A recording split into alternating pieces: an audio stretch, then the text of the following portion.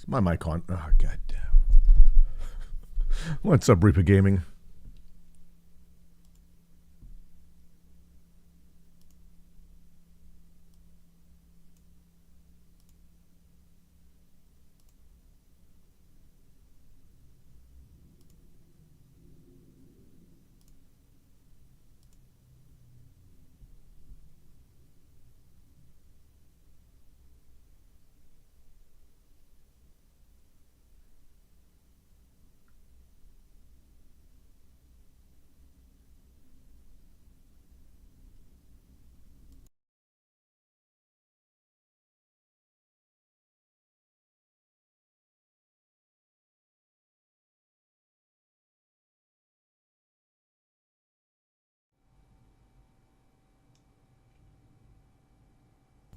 Ladies and gentlemen, good morning.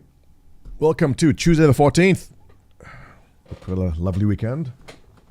A long weekend for those of you in Canada. Just firing up. Reaper Gaming, welcome. First arrival. I guess I put on my official work hat. There we go. Now it's official. All right, let's kick off this morning. Now it's gonna hit the socials. Young Guns, good morning. I got a post in Discord that I'm alive. And we'll start off with an interesting topic, which is what you guys feel about spoilers, or how you feel about spoilers. Because there are a couple of spoilers coming out. IAE in 2 days. And it seems that the big surprises are not going to be a big surprise because we have it. I don't know if we'll show it or not. Talking spoilers, good or bad. Talking about spoilers, good or bad. All right, announcements have been in Discord. And we're here. Raven, goeiemorgen. Yeah, so apparently that silhouette of that alien ship, apparently there is an image of what it is, and actual official images, I guess, pulled from the recent patch, right? And there was rumors of an RSI mining ship. I said, I don't see the point. Why do you need something between the Mole and the Orion? I don't think it's necessary, but apparently the rumors are true of a ship that comes between the Orion and the Mole. So I guess that could be a topic. But let's wait for some people to roll up, and I'll take your guys' opinion on that, whether we should look at it or not. I don't... Yeah, it's personal preference, Jock. You're right. If the spoilers have to look right. So we may do spoilers or may not. I liked the surprise for the F8 Lightning, right? That was cool. It was unexpected. They said Lightning is going to strike or whatever. We thought, oh, it's going to be the tank or, one of those. But it wasn't. It was the F8. And that was an awesome surprise. I like the surprise. And I know CIG wants you to be surprised. So we go in and we ruin it. Little Boots says more spoilers. Gotcha, Boots. All right. On the other hand, if there is going to be some ship, I want to know if I should be preparing my wallet. Should I go to Costco and buy food for the family, or should I save it to buy a ship in 2 days?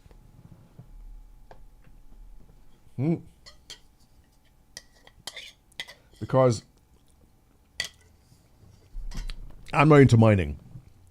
But if I was into mining and I wanted something bigger than the Mole, and it's going to be, what was the Mole? What'd that sell for? I don't even remember. Star Citizen Mole 315, was it?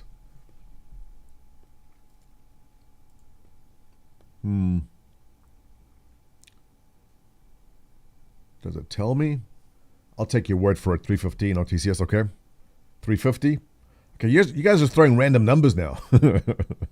So the question is,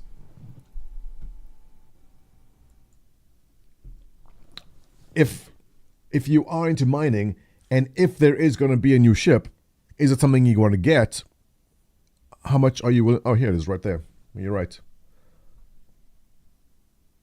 Arcade, you're wrong. Young Guns, you're correct. It was 315. Warbun, 275.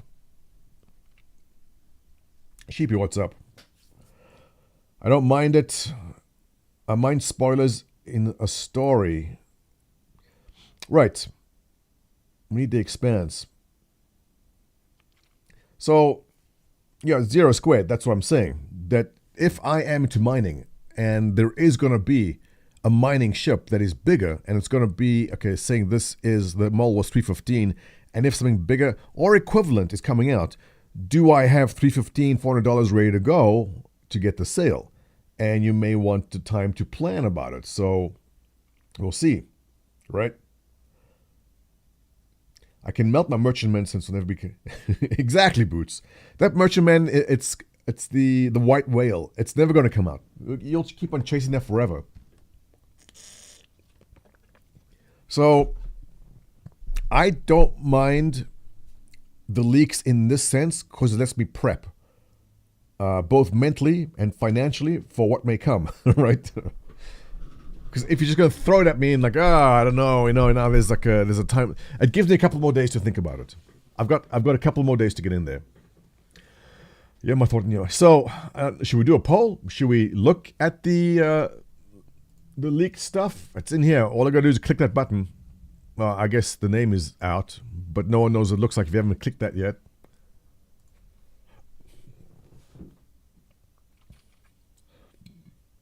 Banner Merchantman is a JPEG with Hull C. Loner. Gonna CCU the Hull D. From Reclaimer. Raven says I should pull it. Raven, it's not that kind of stream. You saw me trying to pull it yesterday, right? With my HOTAS positioning. Which I still am not clear about, but we'll still figure that out. Make my dreams come true. All right, let's do this. In chat, put 1 if you want to look at the leak, 2 if you want to avoid the leak. 1 for yes, 2 for no. Ones. And Dr. Engineer, first time chatter saying 1. Papa G, Fox Creative 1. Lots of 1s. Boots, looks like you're outnumbered. 1s. You got, all right. Artemis coming in with a 2. Cameron coming in with a 3. I have the smartest chat. Boots 2 and Artemis 2. All right. Boots and Artemis. Mr. Makes with a 0.5. I don't know how we're going to, like, half the leak. I'll show half the image. We'll do that. Okay, Boots and Artemis, close your eyes, all right? I'll DM you on Discord when I'm done. All right, fair warning. No, and I'm being honest. If you don't want to see the leak, I'm going to look at the new mining ship. The name is leaked, and we know it's a mining ship. I'm going to take a look at it in 3. Cover or leave the channel. I know I don't tell you guys to get lost usually. Come back in 20 minutes, maybe. I am going to look at the leaked RSI mining ship that's supposed to be bigger than the mole, or after this, I don't know. We'll see in a second now. All right, ready? In 3, 2, 1. Catch you in a bit, Boots. Nice knowing you. Like and subscribe to my videos.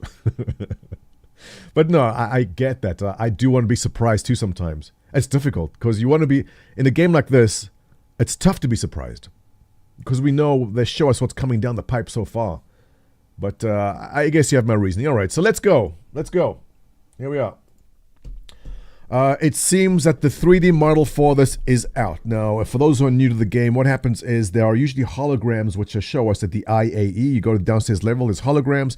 The files, the mesh files for those holograms are in the game code, the data of the game. And people basically go in and they draw. How do they pull the mesh out of the game files? Anyone know exactly the system? I don't know the exact system. But anyway, once the hologram for the ship is in, You use magic, Artesia says, and you can pull out the black sorcery witchcraft. You can pull it out, right? So again, if you don't want to see it, please leave. Fair warning, we're going to look at it now. So turn off if you don't want to see leaks. And I am with CIG on this, that I do like to be surprised, but my rationale is that I want to know what's coming up. Starjump would be the right person to ask about this, actually. Hey, Starjump, how do you feel about leaks? What I'm about to show. I guess another question is, can I even show the leak in a stream? I've seen it on YouTube. Does CIG have any issue with leaked material coming out? Because it's not Evocati stuff, right? What's up, Felix?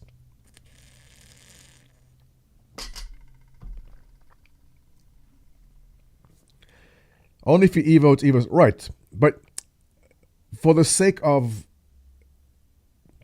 CIG prefer that you don't do evo stuff, and I respect that too.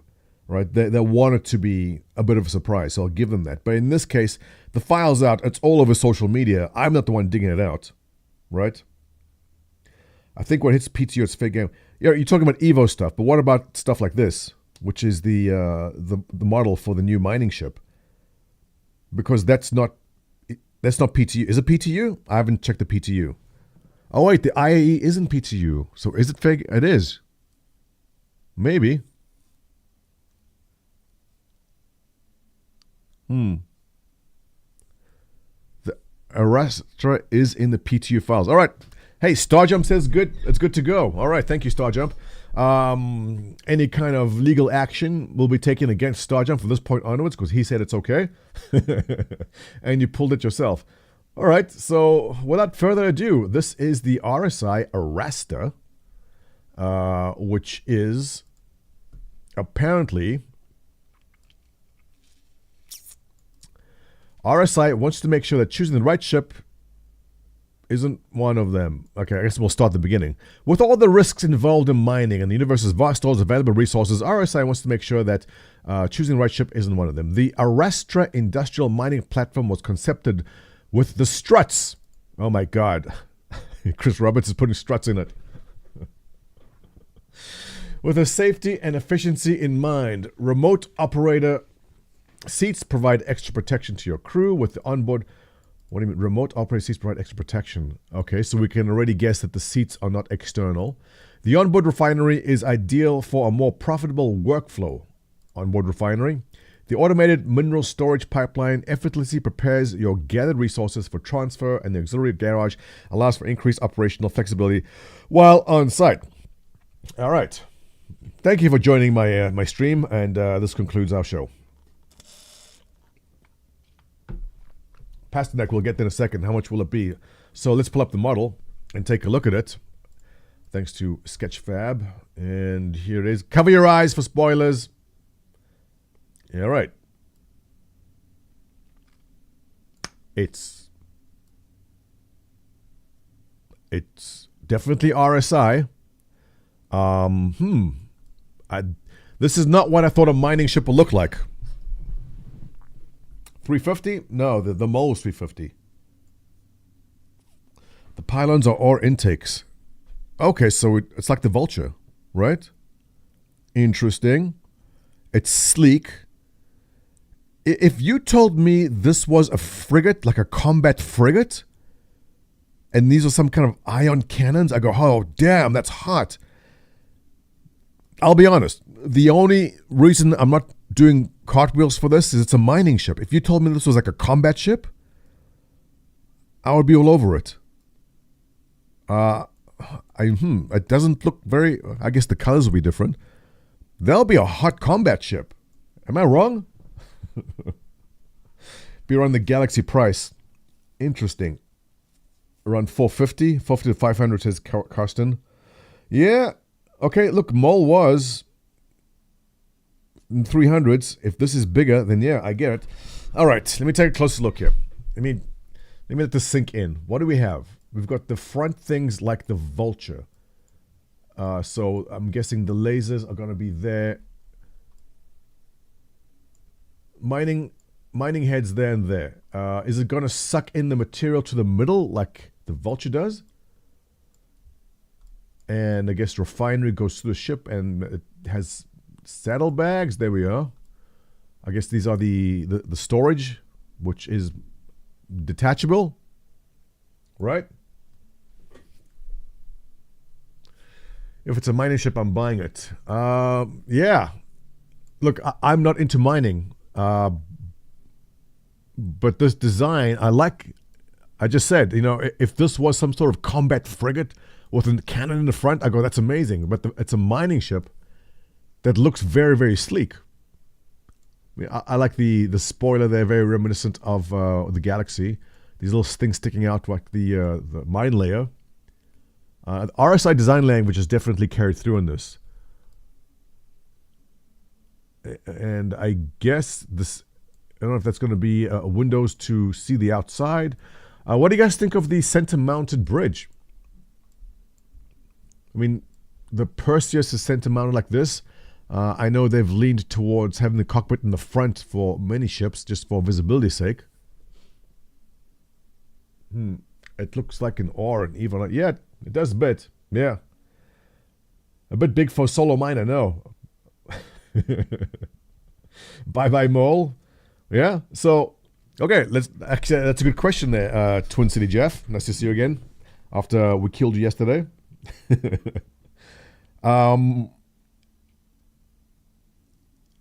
We're talking two mining heads. What are the advantages over the mole? The online refinery? Inline, that's what they said, right?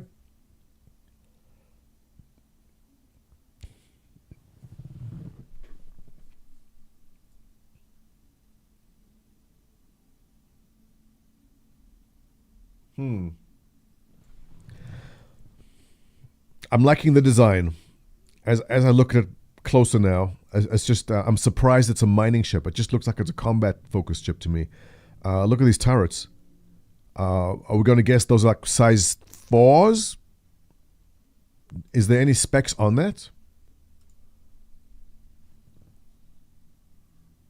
3 turrets look like a crew, same size as mole. Has 2 remote mining operators and an onboard refinery. With 3 turrets. Where do you see 3 turrets? One. There's 2 turrets. If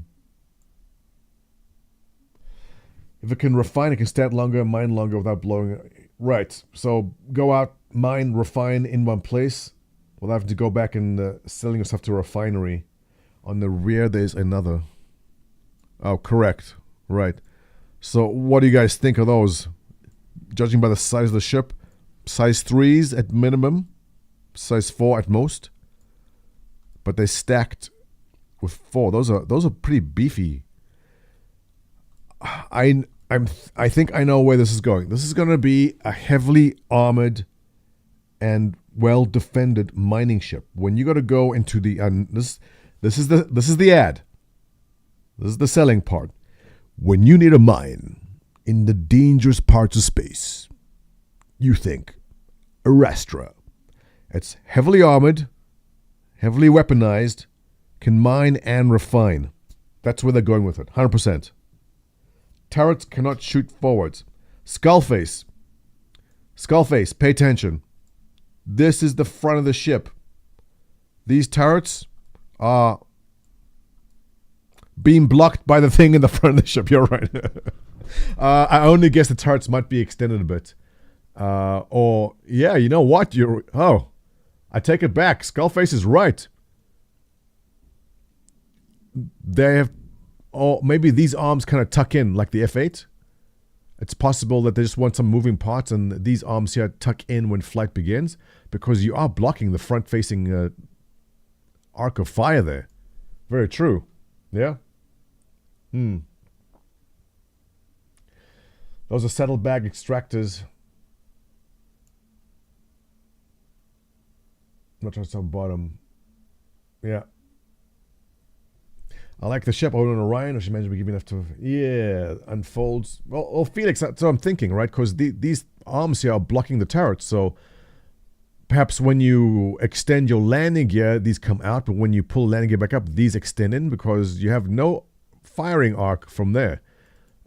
So I think they're basically borrowing from the F8. 100% that's what it is. I mean, there's the VTOL, right? So these extend in and out. It's still not going to give you a perfect arc of fire. I mean, this is not going to be a combat ship. Plus, you got your mining lasers for weapons in the front, right? So the Model 5's piece is listed as intakes. Read that how you want. Starjump, I will read that as an intake. Really? What the hell is an intake? How's that an intake? What does that mean? It's VTOL. Intake for what? That's what I said, Kiko. Exactly. Should have been this middle thing should have been some kind of giant Gauss rifle with these arms extending out, shooting like one giant projectile. This would have been an awesome, like a frigate with a giant weapon in the middle. I would have bought this right away. Hey, maybe there's variants. Who knows? Yeah. Mr. Meg, send me your credit card number. I will buy the ship for you. Can't guarantee you'll get possession. It'll get you eventually. What's the wing on the bottom? I don't know. I think it's just aesthetics. Rule of cool, right? Yeah. Starjump saying these are in-game holo models which are much less detailed than the website holo models. I am eagerly waiting for website holo model RSI to... Yeah. Starjump is on this.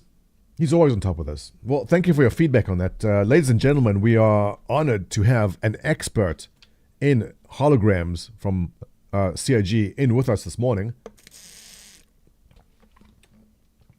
You know the stream's important when Starjump comes in. A reverse spoiler. Yeah, I don't know. I mean, it could be just... there would be a weird gap of nothingness if it is that way. I mean, it could be. Aerodynamics, right? Let's just give it that. Is there a bottom turret? No, there is not. The ship is naked. Well, actually, yeah.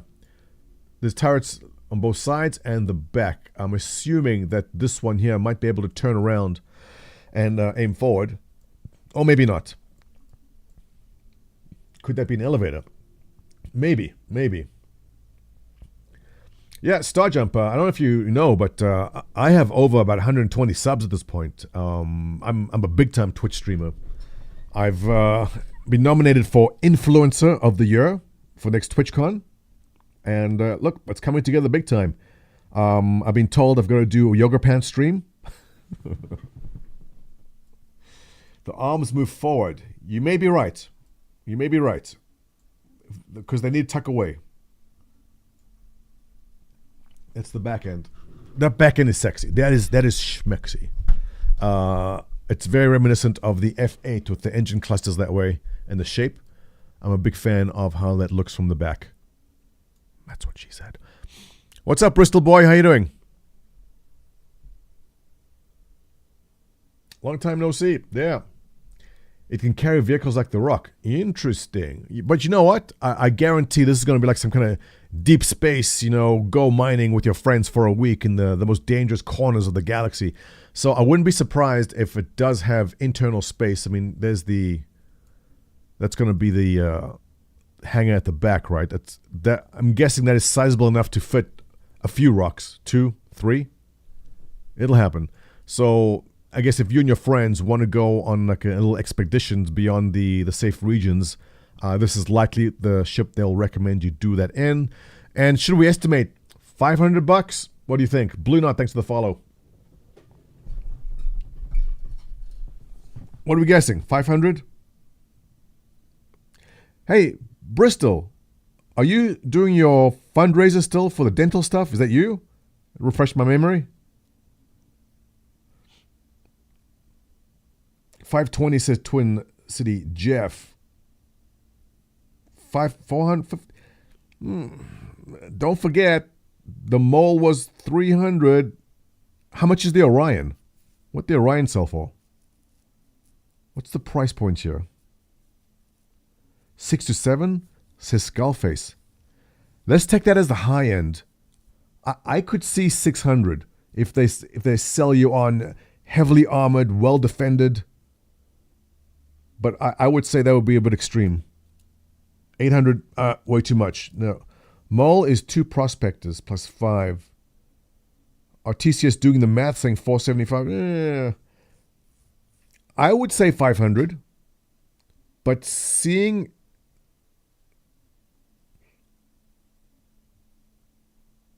next coming in at what?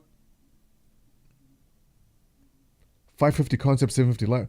Yeah, actually, Lesai, you raise a good point. Concept pricing, right? Concept will be a bit cheaper, and they'll say, expect this price to go up when this goes live. Oh, it also depends when it's going live. Because if they say this is white box ready, Young Gun saying like 450 white boxed. Yeah, it's also how long you're gonna wait for it. 300 concept, not another ship. Yeah. First world problems. Look at the issues. This is what we talk about, right? With everything happening in the world, like how much will this JPEG cost us exactly? I mean, will it be 500, 550? I love these are problems we have in life. It's awesome. I think we're all very blessed. KSS saying 350 concept price. That's the low end. 600 on the top end, 350 on the low end. I think around 450 to 500. If it's heavily armored and those are size 4 turrets, in the 500s easily, because it's going to be pitched as a ship you got to take into combat, right? Yeah. If you guys are dropping in, spoiler alert warning, we are looking at the leaks coming from the PTU that are going into the IAE coming up in 2 days. So if you don't want spoilers, leave now, because we'll be discussing this for the next 5 hours. Cyberwolf, I agree. 500 on the top end. I think that's where we'll go. Some people getting scammed for ridiculous things around the world. I think we are unique. Yeah, we are unique. Look, we all fell for the scam 10 years ago, and they kept on scamming us. And part of the scam was building a game engine, and now the game engine's out, and now we're being scammed further by paying more money and getting the ships to fly in this game engine that they created. And the next scam will be us actually playing the game. It's just never ending. It's continuous. The scams never end. In 20 years, it'll be, man, they scammed us with a new cap ship today. There's no way it'll be more the Galaxy. What was the price in the Galaxy? No, but then again, look, this is a dedicated money maker. This is mining ships make money, right? Hiring 11,000 people is a scam. Right. Look, CIG has gone as far as to buy massive offices in Manchester. They scammed the city of Manchester to give them all these tax rebates. They opened up offices and hired people. Very elaborate. Very elaborate. Galaxy was 350 in concept. Right. Yeah, but again, look, mining ships make money. It's a money maker in the game. Plus the mole came in at that range, but lower. So I'm agreeing with Chacha. 500. Twin City now saying 550. In the ability of having the cargo offloaded. Right. So the reason I'm saying they're going to go with the heavily shielded, heavily armored stuff is, see this piece here? What's it covering? It's covering your important cargo. Your important cargo being all that. All your refined resources are going into these boxes, and these boxes are protected by this big thing here, which means this is your heavily armored mining, refining ship, and will be sold as such.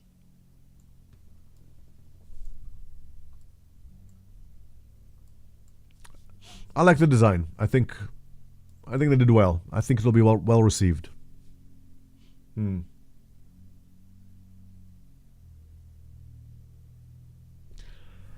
I cut off the front engines from the model. It looks significantly better without. Artesius, you can't go redesign the ship already. It hasn't come out. Let's take a look.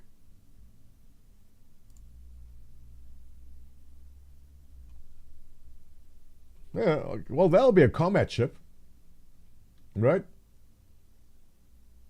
I'll upvote you. I don't want people to downvote you. Reddit is so quick to upvote and downvote stuff. So let's take a look at what we have here. So that's what we have right now, and that's with those front things removed. Yeah, I'm pretty sure this could have been a discussion they had themselves. And okay, so Starjump said those are intakes. Intakes for what? I mean, I think it's VTOL. But I mean, this to me is a combat ship. Give me this with a huge ion cannon, something in the middle there. That's combat ship to me, if there was. I like it a lot. Yeah, so that is the first leak. All right, I think we pretty much satisfied. Any questions? Anyone have questions about this before we go to the next one? Oh, actually, here we go. Let's clip inside. This is what your spacious bridge looks like. Obviously difficult to tell with nothing in there. But it looks like a very sizable bridge. And if we just drop down one deck lower, this is your very... Well, I mean, we don't know how complete this is. But it looks like there's going to be a fair amount of room in there. It's big. It's definitely sizey. We can estimate this cockpit's going to be at least constellation-sized cockpit or bigger, right?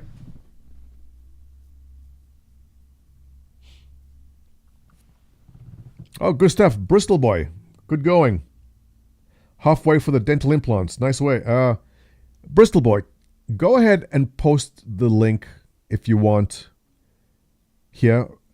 Ladies and gents, I don't know if you know the BB88. It's Bristol boy. Been in Star Citizen forever. Wonderful young gentleman, and he's been trying to raise money for dental implants for a while now. Now, we're going to put aside British jokes, all right? But if you do want to make British jokes, you have to give $1 to Bristol from this point on. So go ahead and give us a British people bad teeth joke. But then you must go and click that link to Bristol Boy's GoFundMe to help his drive for dental implants and give him the teeth he needs to eat apples. Best of luck with that, Bristol. I hope it comes through. It looks like the VTOL slide forward. Yeah, past that. That's what we said. Starjump just said they are labeled as intakes. I don't see what it intakes. It's VTOL. I mean, yeah, that is VTOL. And I said they slide in, but they could just slide forward like the F8. Arcade Alchemist is telling Bristol to stop smoking meth. Arcade, that's $5 you got to put into the jar, right? Daredevil, what's up? Ladies and gentlemen, Daredevil in chat. The best baker in all of Athens. Is it North Athens? I think North Athens. If you're looking for some pita, or what else do you have there? I know there's bread. If anyone's in Athens and wants to drop by the bakery, Daredevil has got you covered.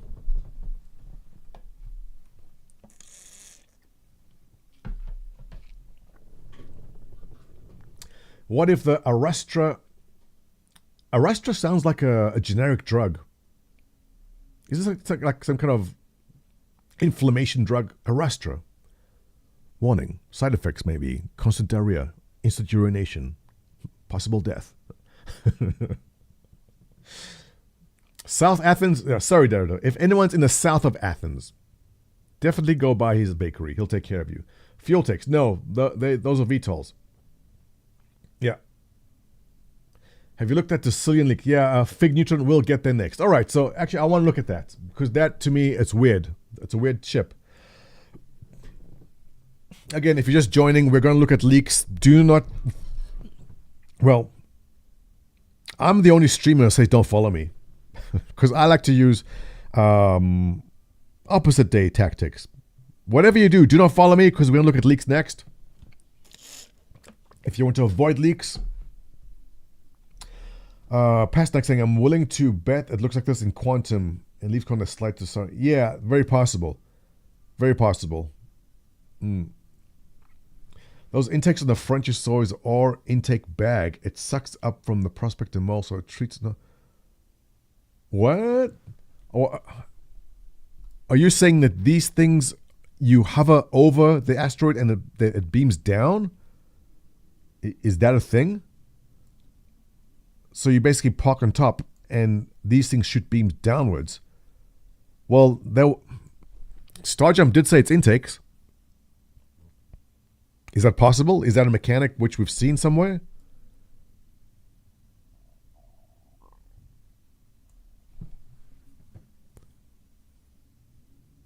Being confirmed on leaks.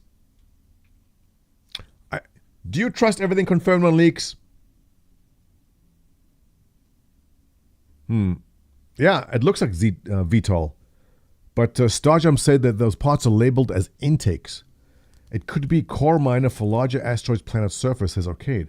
You know what? If you're going to justify a $500 price, it could be that normal mining heads in the front, and if those are intakes as they are labeled, you have to basically hover over some point and shoot those downwards. It's not a mechanic we've seen it, is it? Yeah, you know what else leaks confirmed? Apparently, I ran a gigantic crypto scheme from leaks. That was confirmed too. No, look, leaks, they go into the files like everyone else does, right? And they can have their own theories of what things are, but they get the same information everyone else saw at the same time too. So it's not. I mean, they may interpret it differently. So confirmed by who? Is there a resident expert who sits there and analyzes something and goes, "I've decided this is what it is," and that makes it official, right? Yeah.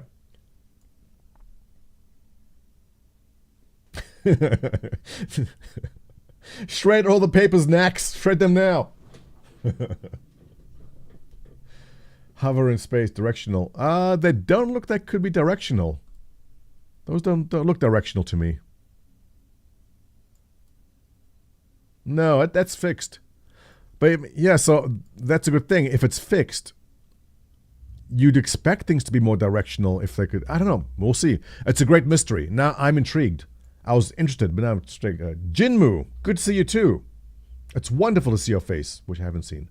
I want the ship like yesterday. Have $500 ready. Looks like it's going to be around that. So we're guessing. Can't see much from the bridges, William. Yeah, so here's my thoughts on this.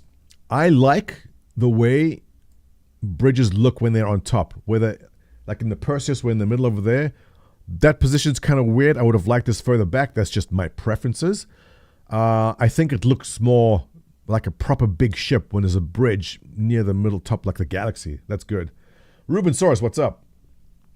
Now, having your bridge in the front, like the Polaris, definitely gives you better visibility, but it's like the Dorito, right? I don't like that Dorito-shaped kind of ship thing for a ship that size. I mean, for the Spirit or the Zeus, it's different. I like the fact that when a bridge is near the top, it gives you a sense of, not the words depth, mass. When you're in a big ship and you can see the big ship in front of you, it's like when you're standing on a tanker. If you guys have all been tanker captains, right? In the ocean, you see this massive hull in front of you. It gives you a sense of the depth and of the size and of the sheer mass of the vehicle that you're driving or commandeering or stealing. So for that reason, also on the 890 jump, when you're on the 890 jump and you're looking out from the bridge, you see the ship in front of you, it gives you a sense of scale. When you just have the cockpit in the front, you don't really see what's behind you. Just my opinion.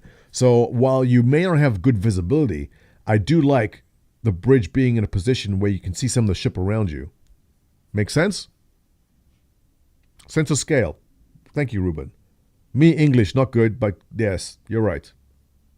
That is the way to describe it. Papa Malo, what's up? Good to see you. Sense of command. Yes, a sense of self-importance. What's up, Stig? Welcome. That I believe is what CIG's devs also think about where the bridge is mounted. I just find that that's why I'm excited for the Perseus. I think it's like the perfect size ship. It's got the bridge where exactly I want it. All good. So, any more questions on this? I want to move on to the alien thing, which is baffling to me that there's a position for that ship in this game. I did look at it briefly before I started up the stream, and I have so many questions. I'm very confused. But before we do that, let's go into see what Reddit is saying. Simple Leak saying it looks huge.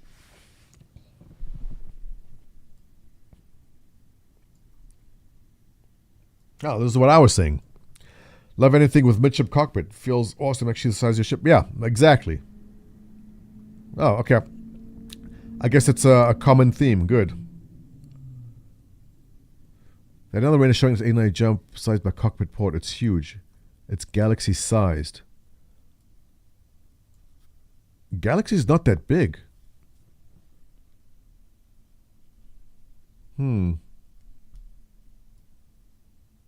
Liking, yeah.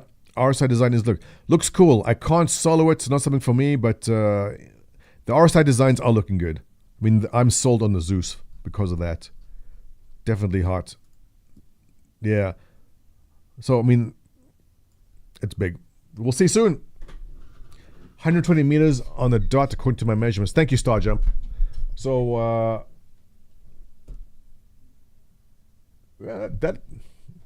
it's big. I guess so. How big is the Perseus? 120 meters? Carrack sized. All right. Oh. This is Carrack sized. You know what? That's actually kind of a sweet spot. I mean, yeah, the Orion's going to be huge. That is not bad. If I like mining, yeah, I'm all for that. All right, let's move on. So, wait. If you don't want to see what this next ship is, it's going to be the alien ship. Cover your eyes right now. We're going to take a look at it. If you guys want to keep on discussing the mining ship, we'll do that in a second. But I want to get this alien one. I'm so confused about this alien one. So if you don't want to see the alien spoiler, cover your eyes in 3, 2, 1. Here we go. Video made by Jail, who we've been looking at a couple of videos of his lately. But apparently this is it. Interesting design.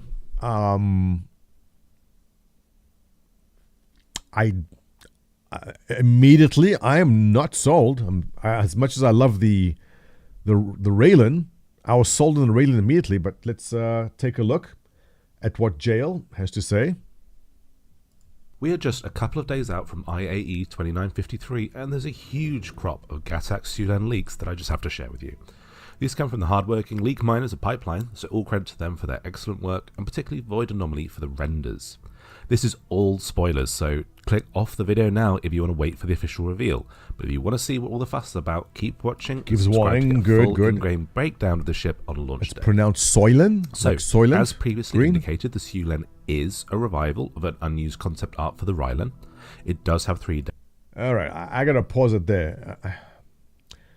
I don't know. The Raylan was an instant. I was like, damn, I love the Raylan. Who looks at this? Chat, tell me what you think. Are you looking at this going, yeah, this speaks to me? Does it? Soylent. Okay, God, we have these grammar Nazis in here. It's ugly. I love it. Yeah? You like it? Want it? All right. Okay, chat seems pretty positive. I don't know. I'm usually a big fan of alien ships. Let's understand exactly what this is. Well, so far, subject to change. 3 size, 3 whatever those are, laser repeaters, 2 size 4 gammas, quad missile racks. Definitely decent on the offensive side. Size 1 QT drive, size 1 cooler, size 1 light blossom. The blossom? The old guys will understand what what was a blossom? Was it called the blossom? You got me on a tangent now.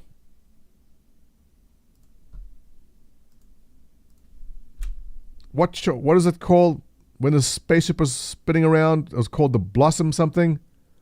Death Blossom. Thank you. I knew we had nerds in here.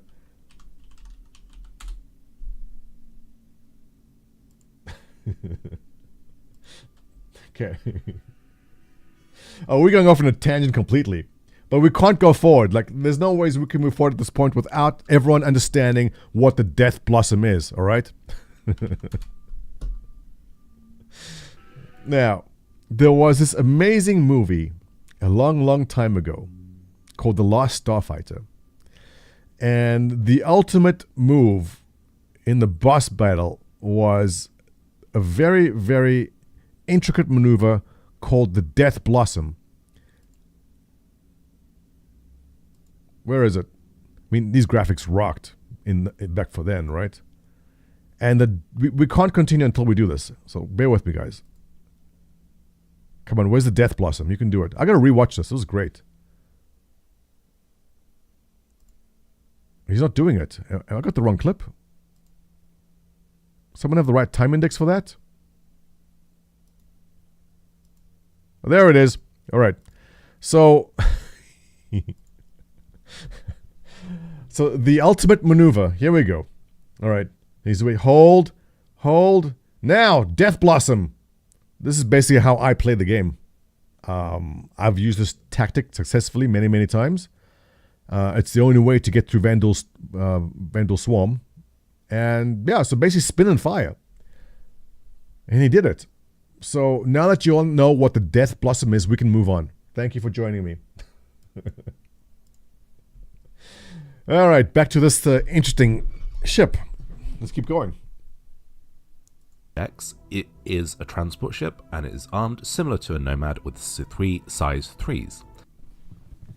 It's a transport ship. If you had told me this is a medium fighter, I'd be okay. I mean, it seems to be armed decently. You got 2 size 4 cannons and 3 size 3 KLWEs, whatever that is. Is this supposed to be like a mix and I guess it's like the Freelancer for aliens, right? Is that it?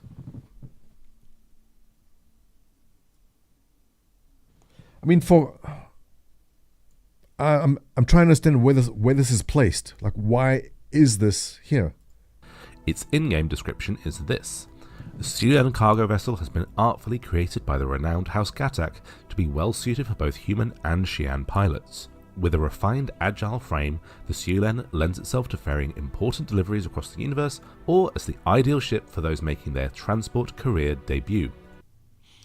Let's just stop it there for a second. I'm assuming this is all from the PTU. I don't see another way they could have gotten this. I'm trying to understand. Look, I love my alien ships, but I'm trying to place it. What is it? It's not. It's transport, all right. Why? How does it slot in with everything else? Or on the same as a cutter? Nomad size empty slot. The Starfab model? Oh, sweet. Let me pull that up. So there is. Thank you for the link. Let's pause it here and take a look at the model.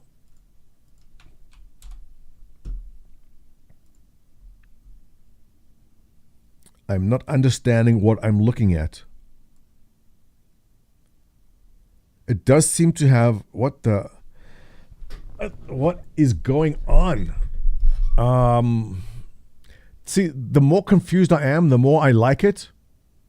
The angrier I'm getting, the more I like it, because if it's making me angry and confused, it just may be something that's good. That's how I see it. You know, that's how it works, right? Because if you see something right away and it's an instant buy, you end up getting buyer's remorse. But the fact that it's confusing and angering me means this is not an impulse decision. Just my reasoning. So it does seem to have a fair amount of offensive capability. We have, those are size 3s, what'd they say? 3 size 3s. Okay, that's one there, one there, one there. And then he said 2 size 4s. What? Size 4 what? 2 size 4 gamma. What's that? The rocket? What's size 4 gamma? size 4 missiles. Okay, so all right. 3 size 3s is decent. That is not bad. I'm guessing missile launchers are somewhere we can't see in there somewhere. What the hell? This looks like one of those ships out of Elite Dangerous, right?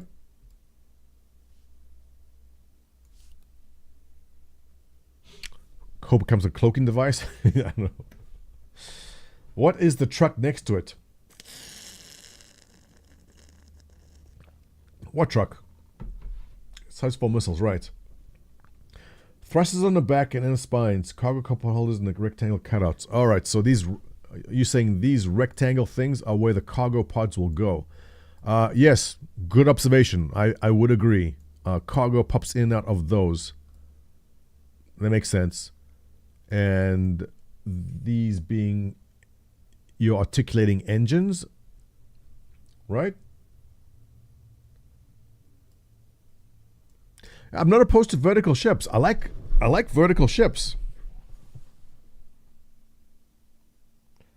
Yeah, it's the little cousin to the Gatak Raylan. Thargoids, thank you, KR. Yeah, this looks very Thargoids-like to me. Citizen Ninja, I'm guessing that these particular ships have cargo which is shaped exactly for that. I'm only going to guess that the Raylan cargo will be interchangeable with these. I mean, subject to change, but it'll make sense that the alien ships have the same kind of cargo components, right? And we've seen the silhouette of this landed. We know that these arms kind of fold in and fold down.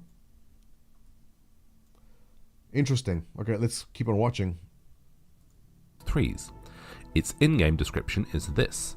The Sulan cargo vessel has been artfully created by the renowned House Gatak to be well suited for both human and Xi'an pilots. With a refined, agile frame, the Sulan lends itself to ferrying important deliveries across the universe, or as the ideal ship for those making their transport career. Alright, I see what you're talking about, Pasternak. There's the mule. So the mule is fairly small.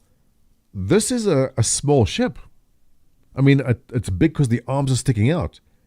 But compared, if those arms are folded in, it's fairly small and decently armed. I am intrigued now. I've gone from, no, I don't care, to I might care a little bit. I might care. View. In Cutaway, we can see the ideal ship for those making their transport career debut. In Cutaway, we can see 3 decks. All right. What the hell am I looking at? It's vertical. It's very vertical. What is that? I can't place that at all. There appears to be an engineering deck with perhaps some suit storage, a habitation deck with a bathroom and a capsule-type bed, and a console, and a cockpit deck, all linked by an elevator. The bathroom and a cap. It's very difficult understanding the placement of things. What is this? The cockpit? Where are you standing? Capsule-type bed, and a console, and a cockpit deck, all linked by an elevator. The elevator links the cockpit. What? I'm intrigued. You know, this isn't so much a spoiler as it is a teaser at this point. What's missing is any apparent cargo deck, which means it's likely that there'll be some sort of external cargo solution like its big brother, the Rylan.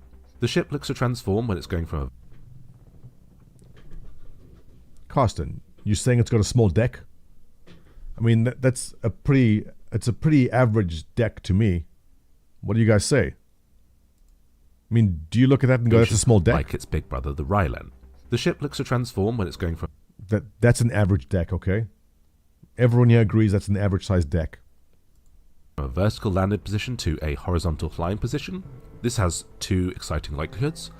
First is that when in flight, like in quantum travel, this will be the first ship where you are standing parallel to the direction of travel. And secondly, when transforming... The hell am I looking at?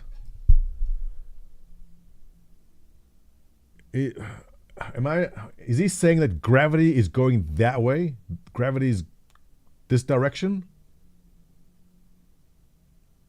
What? It's vertical transition or horizontal. What? So when the ship is traveling through space, you are standing like this? Because that is so stupid that I like it. That is so original.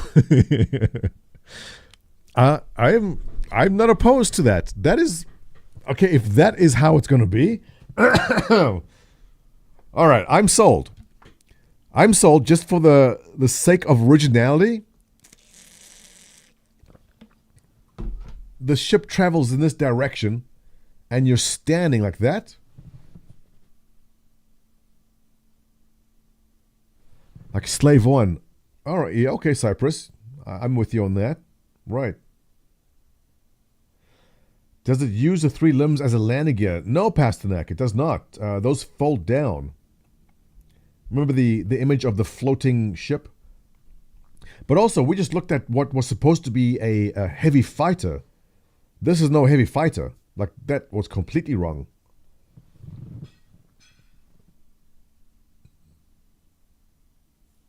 Right, like the Expanse. Exactly, Listic.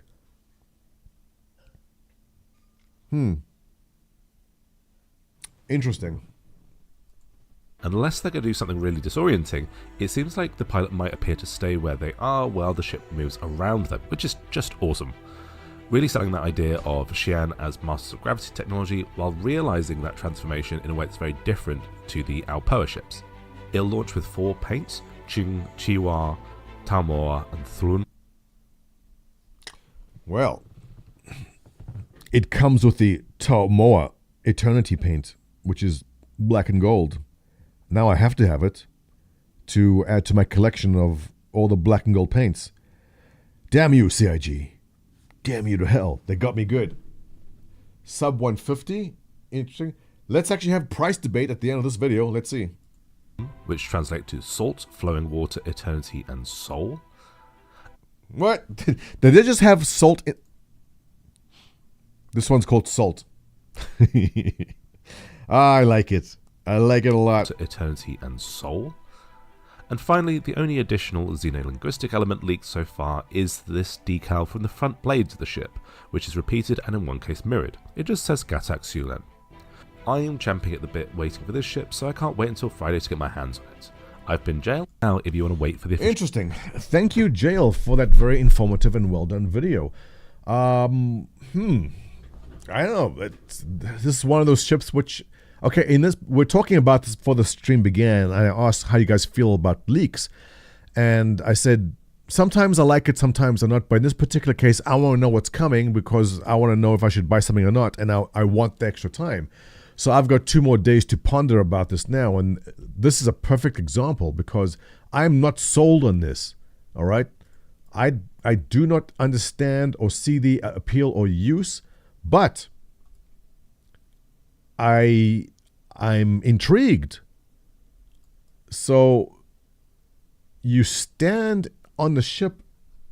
You stand some. Can we go inside? Can we clip in? No, we can. I am more confused now than I was a second ago. What's going on? What is happening? What am I standing on? Let's go in through the back. Good thing Reload's not here. You would have made a funny quip about that. I'm not understanding the layout of the ship. But 3 size 3s and a couple of size 4 missiles. 3 size 3s, and if this is heavily shielded, which I think Xi'an ships are supposed to be, right? It's a vertical ship. Right, so it's basically like that. You're standing there. But the ship goes this direction. Only 2 size 1 shields. All right, so not really shielded. It's 180 if the range 2. All right, so let's talk price. Concept, not flyable. Right, there's no way this is flyable. That's not happening. Rotten Remy saying, with a vertical layout, I think it might be need to take off and go straight up. It doesn't need to. I guess the gravity plates just suck you into that position, right? I think the limbs fold down. Yeah, but I think the one we saw floating in the silhouettes is this, unless there's another alien ship as a surprise. I don't know how many alien ships they're going to toss at us in one go, not more than one. But it does definitely change shape. Xion stuff is super maneuverable. Right. No ways this is flyable. They will not dare release this before the Raylan comes out. No ways. Flight ready? Oh, okay. Every single person that says this is flight ready and ready to go, let's make a bet. Why 2 cargo ships? Good question, Shempasta. I don't know. I guess maybe because the F8 came out and they go, okay, we've done the combat now and now we'll do everything else. I mean, that one's a mining ship. But is it really cargo? I mean, think of it the same lines of the Freelancer. Your Freelancer can do cargo, but there's also just people flying the Freelancer because they just like the Freelancer, right? Board says this might inform the design build of the Raylan and come out first. What does Board Gamer know? Does Board Gamer even follow this game? Does he? Interesting. Might be the style gets it smaller. Stranix also mirroring what we just heard there. Board is a CIG employee. Yeah. So look, I'm not supposed to tell you guys this, but Board Gamer has been working at CIG for years now. I sort of confirmed the rumors. All right. He's actually, I think, the vice president at this point. I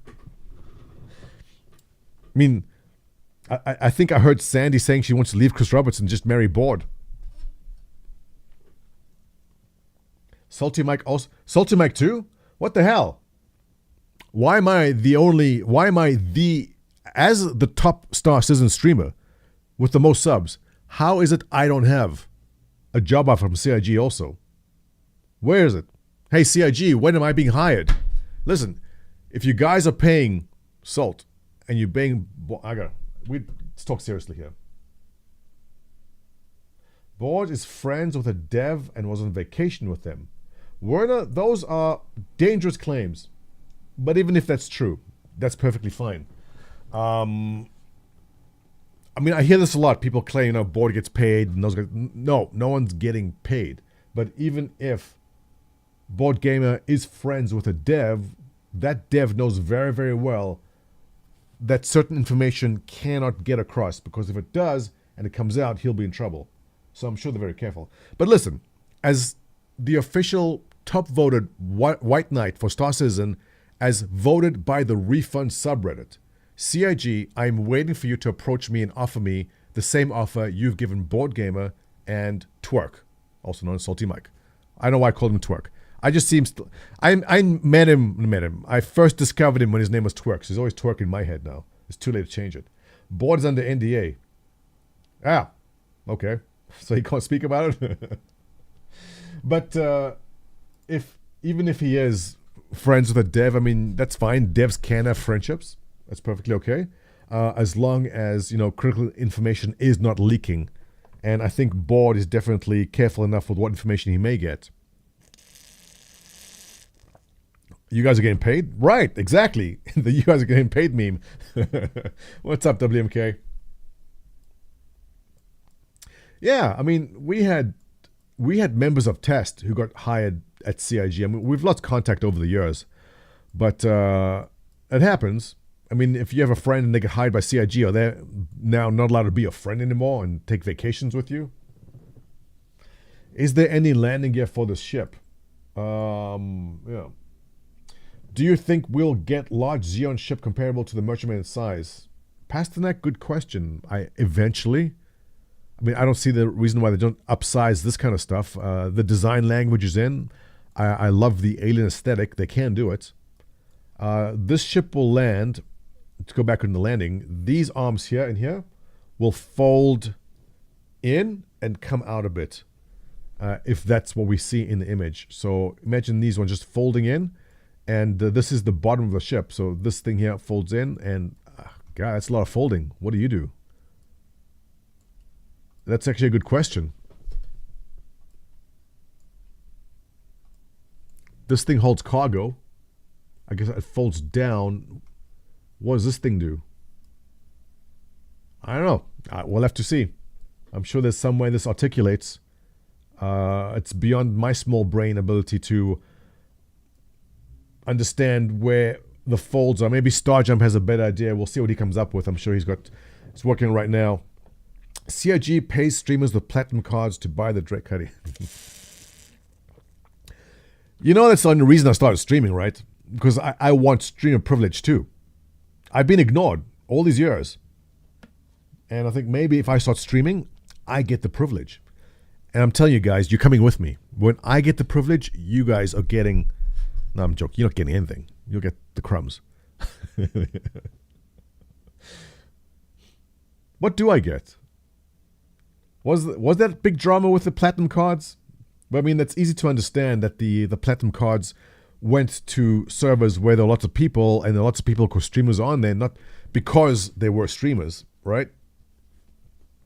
Stratos saying it lands vertically. Search for Men in Black 2 small ship. I think I know what you're talking about, Stratos. But no, this is not landing like this.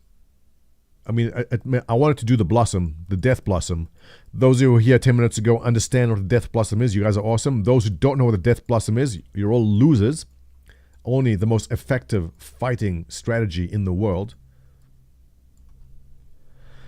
Okay, price. So, it's got to be below 200. It's got to be freelancer priced plus alien tax, I say. Lyrium, it doesn't... No, not vertical. Absolutely not. Like the Vulcan ship from Star... Oh, the one that... The spinny thing? Yeah. That is good. Sir Robin Hood coming in with the most ridiculous price point we have seen yet. That is $80. Do I hear 90? Do I have 90? Going once, going twice. Give me 90. 100. 100 to have 100. 120. 125. 150. Do I have 150? 275. Going 275 going once. No way more than 100. Don't forget alien tax, Rain. Alien tax. Firebrand coming with $12.75. I think that's the high end. Do we have $2,000? Raylan was 200. Oh, that's right, Oddballs. Raylan was cheap. I'm still surprised that Raylan was that price. If the Raylan was 200 and this thing is way... This is freelancer. What did the freelancer go for? Star Citizen. Freelancer price was what? What was it? 110?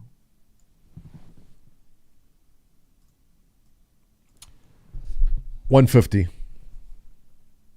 Skullface saying 110. 420. No. It's freelancer priced plus tax, alien tax. 155 max. Yeah, Wyatt, I would agree. 125, 125, 125 to 150. The Raylan being 200 is the... Oh, but the Raylan is... watch, the Raylan price is going up. 125, 125, 150, 135. Yeah. I think 125 to 150 is going to be it. I also think Raylan's going to get a price increase to 220 to 240. 135 of the game package. Interesting. Is this going to be a starter ship, a starter alien ship? That is something which does not exist. That could be it. What is this round thing in the front, though? Is this the cockpit?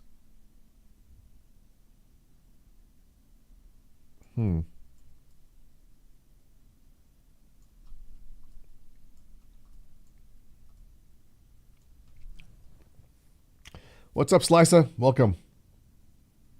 The Raylan is bigger than the Galaxy. Right. Lands vertical, uses floating... No, Pasternak. It's not going to... Like, you're talking... It's going to land like this? There's no ways. Okay, I don't want to say no ways. I highly doubt it lands in this position. Unless there's no entry here. There's no entry in the back, which is what your wife said. There's no door there. That's no. That it doesn't. It's landing in this position like this, and you enter probably from. That's a good question. Where do you enter from?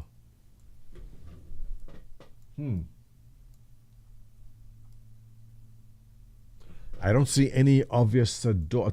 It's going to have one of these things which something slides. This will slide up or down. There's going to be like a magical elevator that takes you in, right? Pick the most identified position. What the hell? Was I wrong? Does it land vertically? It does? No ways. Pasternak? Pasternak, I may have to give you an apology. What? Really? Okay.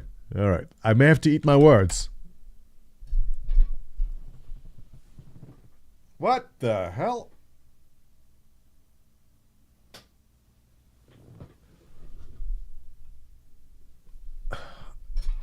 What the hell am I looking at?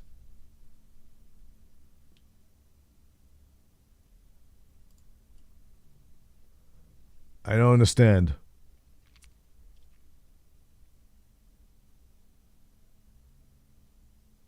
Where's the entrance?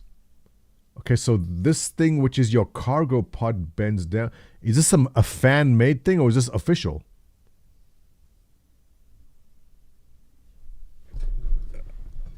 I'm so confused. I don't know. I don't know what I'm looking at. The elevator's in the middle. Okay, but this thing holds your cargo, right? And so it's gonna just suck you up in the middle. You stand there and it just sucks you in. It's an alien ship, but I understand. Us humans have a tough time understanding.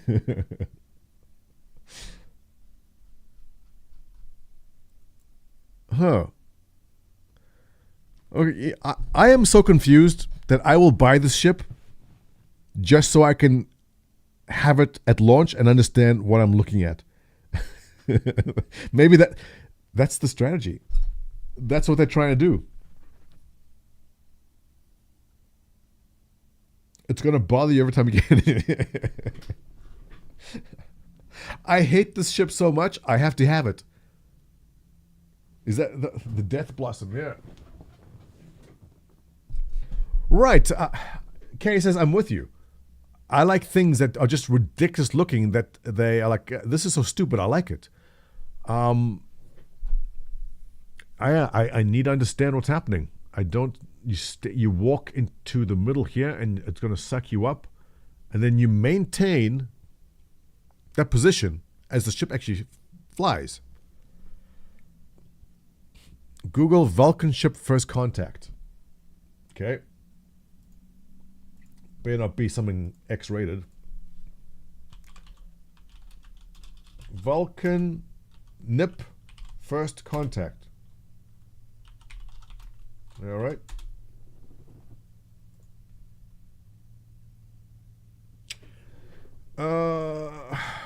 I see where you're going with it.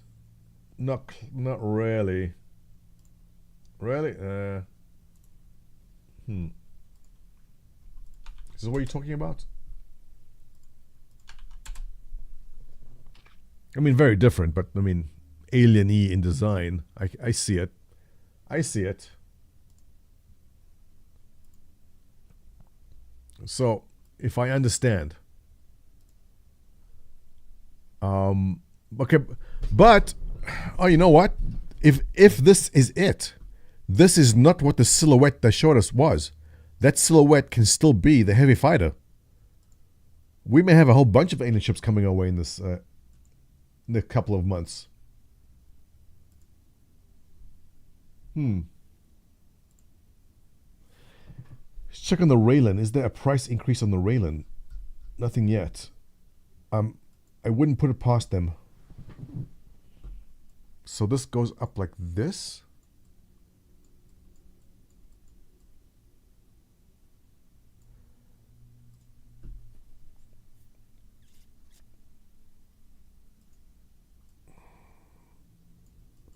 This folds up.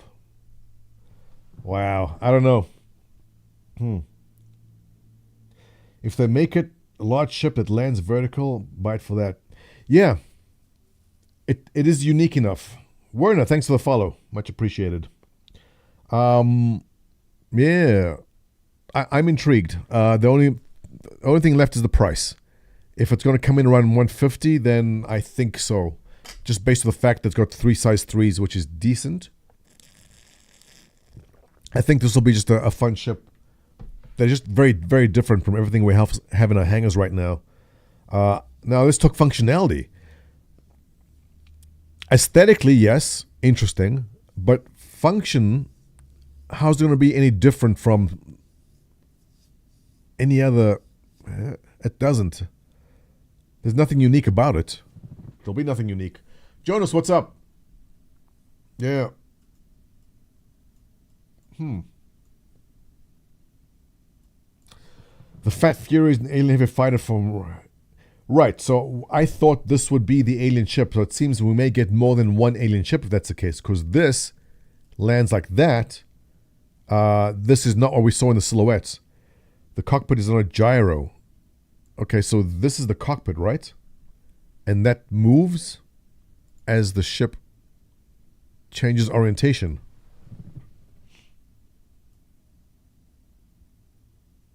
The paints look promising. Yeah, you know what? It's different enough. I'm liking it. It's just price. Coming at 150, I think I will probably melt my Talon and go into whatever that is. But if there's also that heavy fighter, this is going to be an expensive year. I guess we're wondering how CIG is going to make the money this year. We have an idea now. Does it have to have unique functionality? Does the average Ford hatchback have functionality? KSS, you're right. I guess the reason why I look at it like that, because I'm tired of having a problem. Here's a good problem we have. Those of us who keep on buying ships which overlap the function of every single other ship we have. So I'm trying to trim down my hangar into ships which have purposes. A light fighter, it's got a purpose. So I don't need an arrow and a gladius and a third arrow, right? I need one ship for light fighter. I need 1 or 2 heavy fighters. I need 1 or 2 cargo. That's it. So I don't want to have overlap. You end up just having hangar queens with too much overlap, in my opinion. Is this the new Zeus? Yeah. So the RSI language has changed a bit over the past month, and the new Zeus is this. Yeah. So for me personally, I just want the best in-class ship for whatever that role is, right? So, like, I have the 600 and I have the 890, but I don't really know if I'll need both. Look, I know the 890 is cool, but will I ever use the 890? I have not been using it much. Will there be some mission where you have to take an 890 jump? I don't know. Is it your personal ship? I think it's a bit big for a personal ship. I don't know. I'm leaning towards small ships. The longer I'm in this game, the more I appreciate the smaller distances you have to travel from one place to another place.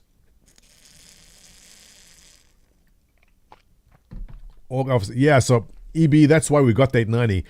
I need to get the 890 jump because, you have to have meetings. Like where there's a conference table, so we have to have a meeting inside it. We've never had a meeting inside it. There's been no meetings. Right, and the 890 jump was, well, okay, you're right, Firebrand. I have used it. I take it back. But I don't know, for the price you pay, will it get enough use? That is my question, and the answer to that is no. Anyone buying an 890 jump for $890 now, will you get? You may. I don't know. I can't speak for others. I don't know.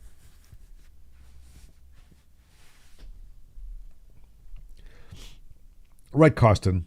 The 400i is my go-to ship. It's the exact right size. Not too big, not too small. Perfect size for my need. But the rework for the 600i, right? So the 600i, I feel, is a lot of wasted space. I like the 600i. I think it's on the largest size of what I think my personal preference for usable ship is. Solo, that is. So if I'm going solo, the 600i is as big as I'll go.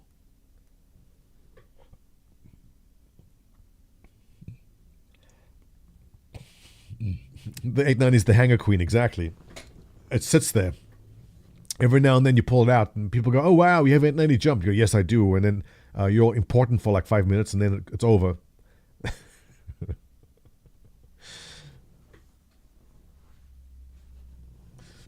Royman says the RSI mining ship looks very RSI, overcomplicated angular design. Like, yeah, but that's how it's supposed to be, right? I like it. I like the busy design. Yeah, everyone's excited for the 890 jump pool parties until you go to the pool party, and then you realize it's not so much fun once you're there. Well, I think this concludes. Is there anything else from the leaks? Is that it?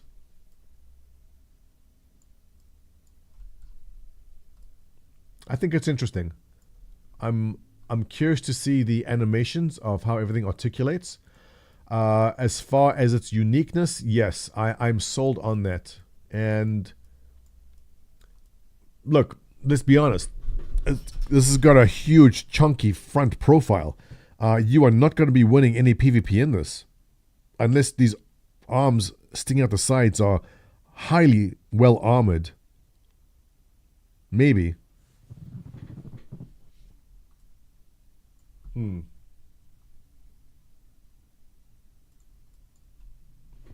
Now this, by comparison, looks so much more simple. I understand this.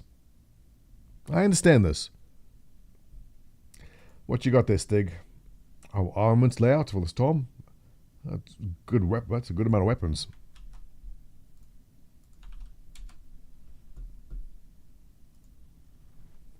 Storm AA missile loadout, says Stig. Jake says he doesn't like alien ships. Oh my god, Jake. I don't know how many times I've told you guys, in this channel, it's all about cultural sensitivity, right? Now, what you're saying there is hurtful to... Whose ship is this, a Xion? What you're saying there is hurtful to the Xion, Jake. Have some feelings, all right?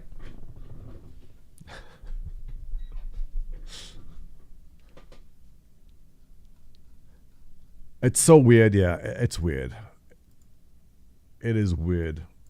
And then looking at this goes, thank God it's not. This is easy on the eyes. It's normal. I understand what I'm looking at. See, there's a cockpit at the back over here. You see the ramp coming down to the cargo section. I know where everything is in the ship without them telling me. And then you go here. I don't know what I'm looking at.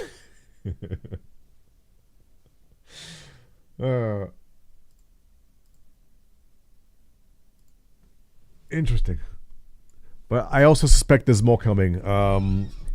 CIG knows that as soon as they put this out in the game files, it spreads. And so if there is something they want to keep undercover, they will not put it out in the game files yet. So there still might be a surprise in 2 days' time. Gattac mech, right? RSI suit, that'll be good. That'll be pretty good.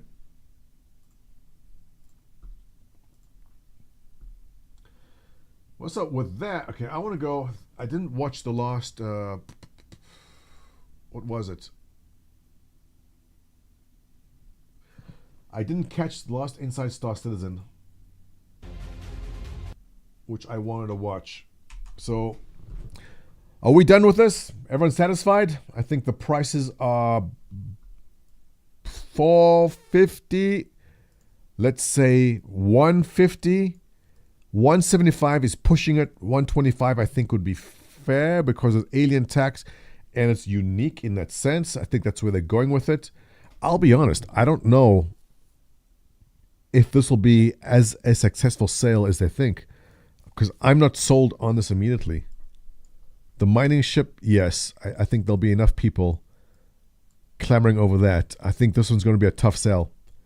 Not enough people will be into it. We'll see. And I don't even want to look at that picture again. I don't understand it. Don't know what's happening.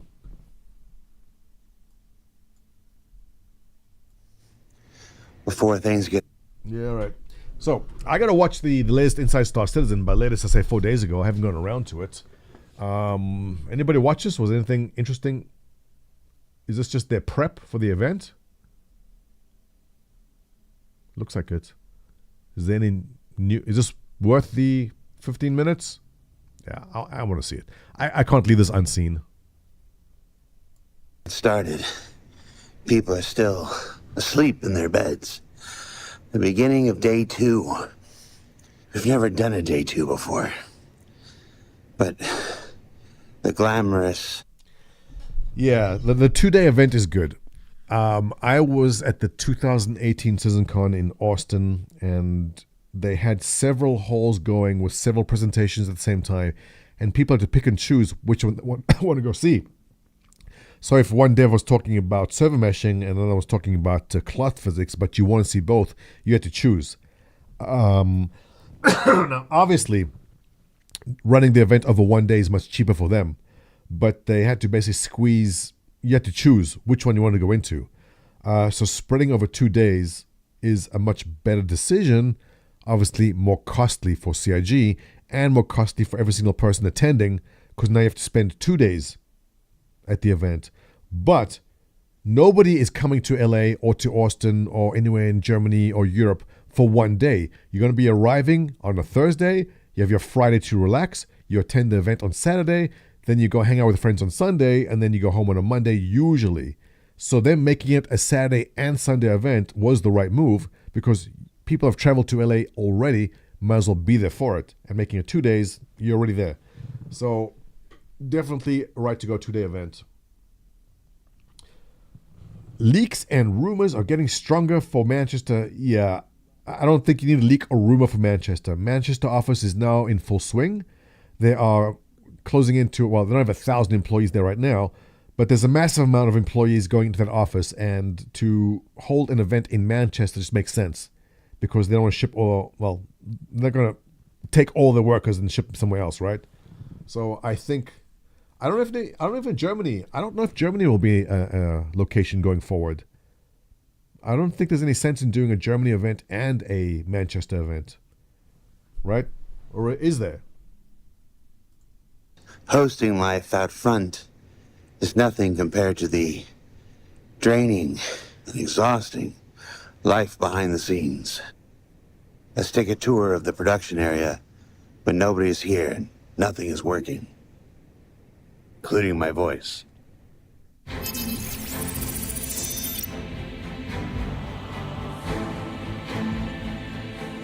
I have to crouch? I can't see where my head's at. When I talk to me, just go, "Hi, everybody. Welcome to Inside Star Citizen." How is Jared doing? Did any of you attend and catch up with him? I get the sense that he is, I don't want to say he's sad, but it's tough when you leave America or LA and you go to a different country, you know, and he's on his own in his new country. It's tough. I mean, he has his work friends, I know. How is Jared doing? Really? I hope he's okay. For years, we have wanted to do a true behind-the-scenes look at the making of CitizenCon. We've never been able to do it, but now, thanks to the lovely assistance of Tom and David. Say hello, Tom and David. Hello, Tom and David. We are here at the LA Convention Center, and it is Wednesday, October 18th. It's about 2 o'clock in the afternoon. Not that UK is a third world country. Well, look, there's certain things you miss when you're away from home, right? It's not easy. Leaving one country for another, there's always stuff you miss. And we're going to take a look at the progress, or rather lack thereof, these things really do come together in the last minute, of the LA Convention Center. So let's go inside and take a look. I don't know. Is British McDonald's the same?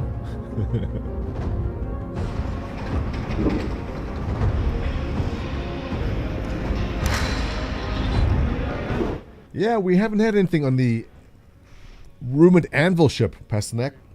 You're right. We're here at the big lobby. You might recognize this from, all those videos you've watched before. We're heading into West. I think we're due for a cap ship. I was surprised that the capital ship was not sold. at CitizenCon. I think they might be saving it for year end. Remember, we still have November, December. Where are we now? 11? Oh, we're halfway through. Damn. Yeah, if there's going to be a cap ship, it has to be soon. Hall, which is Petrie Hall. That's the hall that we are inhabiting this week.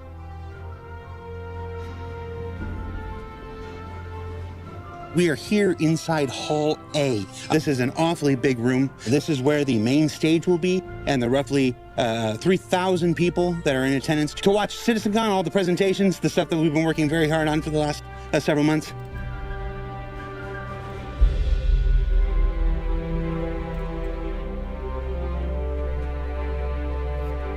It's a lot of hardware. We are here in Hall B. This is where the main action of CitizenCon comes. This is where the community booths, the Pyro playground, the Dragonfly, the Atmo eSport. Ronald, yeah, I'm on Twitch. Ronald, in case you don't know, I'm a pretty big, important Twitch streamer. I'm actually one of the biggest on the platform. Obviously, we're going to check in here in a little bit as more progresses. Running out of gas. So this is the part you never see. This is the Pyro playground before the Pyro playground. I can't imagine this was easy to set up, all right?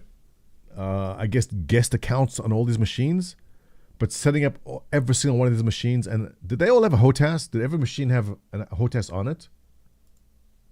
This is the room where we set up all 150 computers, plus quite a few spares and quite a few alternates. This is a massive undertaking for the first playable Pyro here at CitizenCon. These are the true heroes, the people from IT and the people from player experience. Who are you? What are you doing? I'm IT systems engineer here at Cloud Games, and I am setting up the Pyro playground, helping Ahmed with the servers. Hi, Ahmed. Heroes, the people from IT and the people from player experience. Who are you? What are you doing? You know, some people don't want to be on camera. I like when people complain like, oh, we haven't seen the dev, or we haven't seen that dev in a while, and why isn't that dev speaking to us? You don't join CIG, and as part of the interview, when they interview, they'll go, are you good on camera? Is not one of the questions. It's like, what kind of work do you do? Are you good at your job? Can you do this job? Can you do a window? And like, at no point is there, are you good in front of a camera? And I'm not making fun of this guy, but I'm saying like he's got his job to do, right? And that comes Jared with a camera and go, hey, come talk to everyone. I'm like, I don't want to be there. I don't want to be on the camera. I'm IT systems engineer here at Cloud Games, and I am setting up the Pyro playground, helping Ahmed with the servers. Hi, Ahmed. From my perspective, it's been pretty smooth sailing.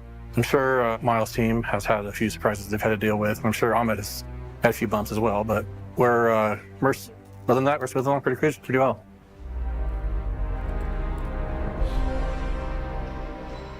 Yeah, Count. Jared, this is Jared's dream job, and I'm happy he got it. And look, he's done it well. I think he's done a great job at this role, and I hope he continues to love this work for the next 20 years. But he took the time to scold me in a pessimistic, depressing tone for talking to him about Star Citizen outside of work. I thought it was a dick move. Oh, I'm sorry to hear that. All right, so, yeah.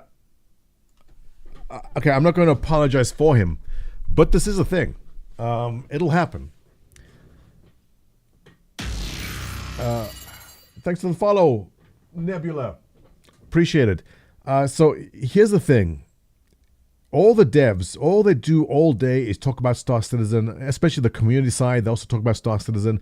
And then if they're at a bar Citizen, understandable. If they're just hanging out and you come up and you say, oh, and you start talking about it, I can get it.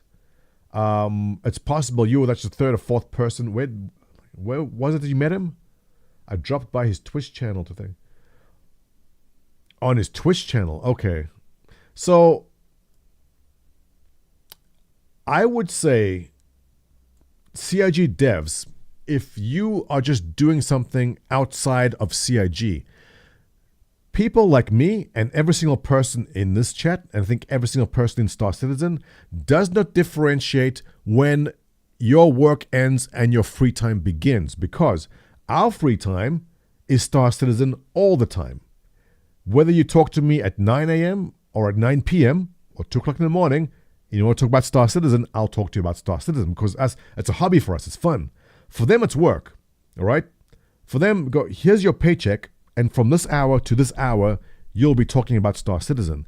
And it's clear to them, but it's not clear to us. And I mean, because we see Jared or we see whoever, and we go, oh, I have a question about this and this, but for them, it's work. So I would say that CIG devs need to make it very clear on their own personal social media, if they are basically streaming with friends for fun, to say no Star Citizen content. Make that, because how are we supposed to know? Because if I see Jack Space Games, hello to you, in the street, we'll talk Star Citizen. Ruben Soros, what's up? Have you seen the new ship? We'll talk it, right? Firebrand, did you see that new alien ship that stands vertically? Like, there's no problem for us to have the Star Citizen interaction. But for them, it's a paycheck, and go from 9 a.m. to 5 p.m. at Star Citizen. From that time on, it is not. But it's tough for us to differentiate that, because for us, it's all the time, right? Right, when you spend all we have, you want to talk about it. But this happened with, I had the exact same thing happen with Jake. I was DMing Jake on Discord, and it was something Star Citizen related. And his response was, I don't talk Star Citizen on the weekends. He wasn't being rude to me, but it was his weekend, and suddenly he's getting Star Citizen stuff. And like, I'm not getting paid to talk about this right now. Like, save it for Monday type thing. And so it kind of took me by surprise, but I go, that makes perfect sense. I get it, right? So they do need to get away. Look, imagine, it's tough for us because we can talk the shit all day. We can sit here and just talk about stupid spaceships all day long. We'll talk about this, whatever the hell this is, for the next hour.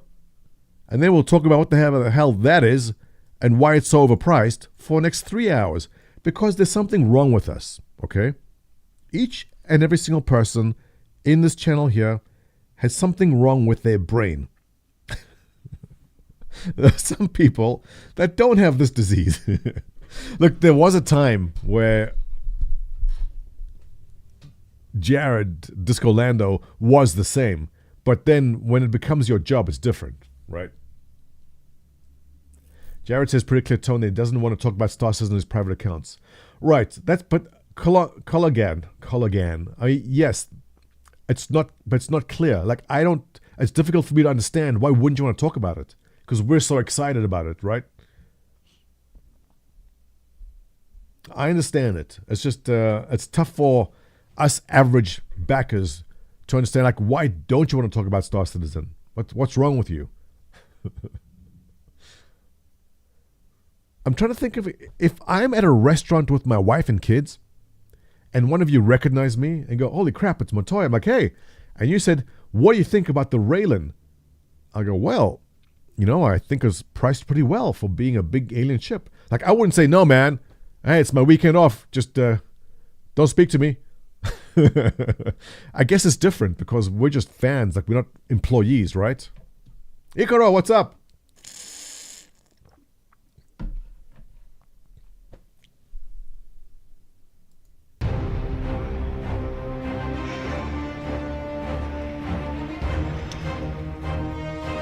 This is where we call the command center. Command center is where all the actual important people Stick a mic in my face. I don't mind, Ark. It's fine. who put this stuff together.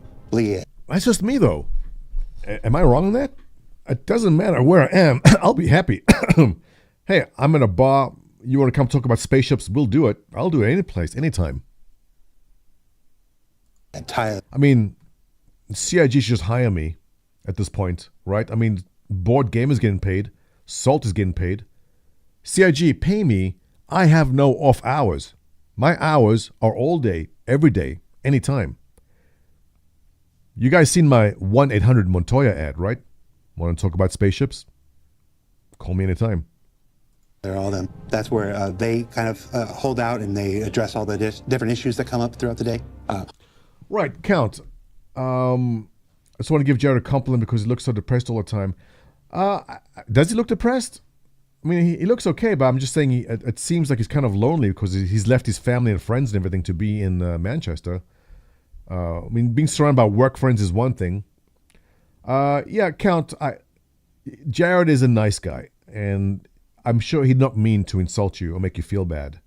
And if he did, it was not his intent. So, I mean, don't take it that way.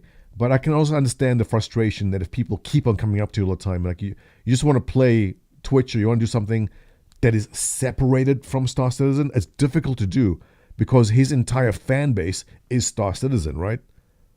I can understand it's a complex. Yeah, I don't think he meant to give you a dick response. It wasn't his goal. Allow me to apologize. As a recent employee of CIG, allow me to apologize on his behalf.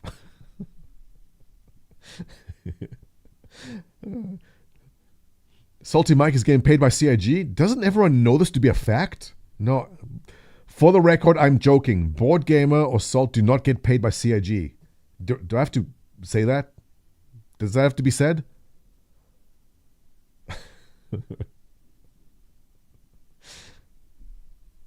We're not allowed in there because there's some people who don't like to be on video. And so we're going to... Well, I just said that. Some people don't like being on video. Yeah. Icaro, correct. We also have our bad days. Yeah, you're right. Some people have a bad day.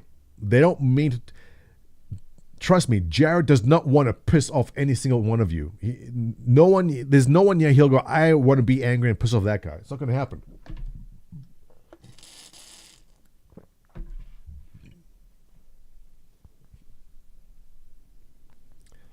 Jake, your check's in the mail. Like Icaro's check. Yeah. Respect their privacy, but imagine a big room with tables and chairs and lots of laptops. You've seen it. We'll see if we can't bring some people out and have them tell you about what they're doing. I'm Jake. I'm a community manager. Jake, this is the guy. This is the guy that shut me down. But understand, they want their weekends free. So don't message Jake on a Saturday and go, Jake, I really need your opinion about the Gatak Soylent, pronounced Soylent. He'll come back to you and go, WTF, man, it's Saturday. Don't bug me with this stuff. And it's like, oh, I guess so. My bad. You know, I learned. I'm always open to learning.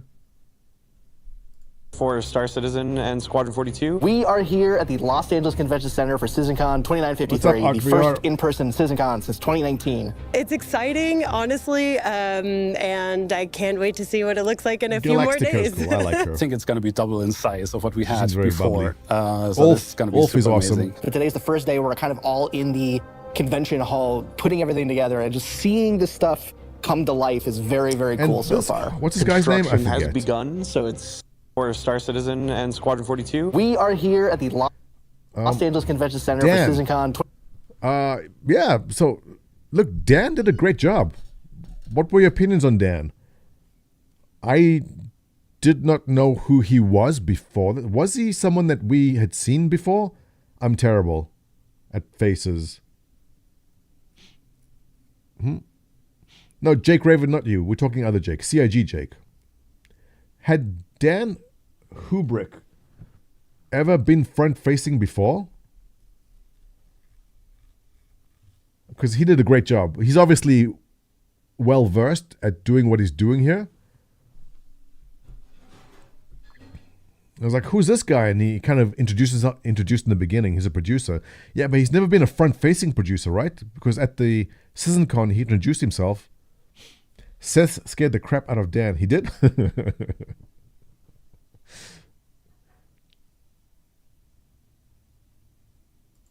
2953, the first in-person CitizenCon since 2019. It's exciting, honestly. You found him to be irritating and annoying. Come on. Look, this job is, personal preferences. Everyone can find anyone annoying at any time. Yeah, I don't know. And I can't wait to see what it looks like in a few more days. I think it's going to be double in size of what we had before. I like both. So this is going to be super amazing. But today's the first day we're kind of all in the convention hall, putting everything together and just seeing the stuff come to life. Doing what Dan did, like the confidence and professional way he carried it was good. I think he did a great job. It's very, very cool so far. Construction has begun, so it's we're starting to see things take shape, which is really exciting. It feels crazy to walk in there and see how massive the space is when you first walk in there. It's very echoey, it's very big. So during CitizenCon, I'm actually the interstitial host of the Twitch stream. So my co-host is Jared. This was the best. This is when, Chrome Ninja wasn't wearing underwear, which made it more awkward, but it worked out okay. It's fine. You know, his writer is really intense. You know, like the single trailer just filled with beef sticks is a little much, but like, you know, it's Jared, we let him be.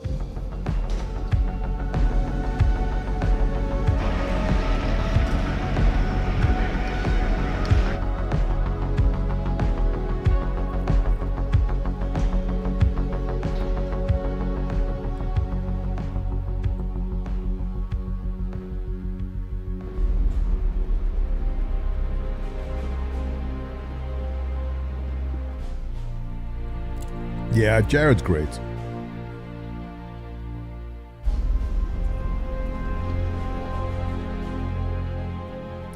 Look, it's not easy work. It's so different in So the it's day light. 2 of setup. We're starting to a lot of recognize stuff the that things came that with we've that. only seen in concepts leading up to the big show. And so I think it's just super exciting for everybody to see it all finally coming to life.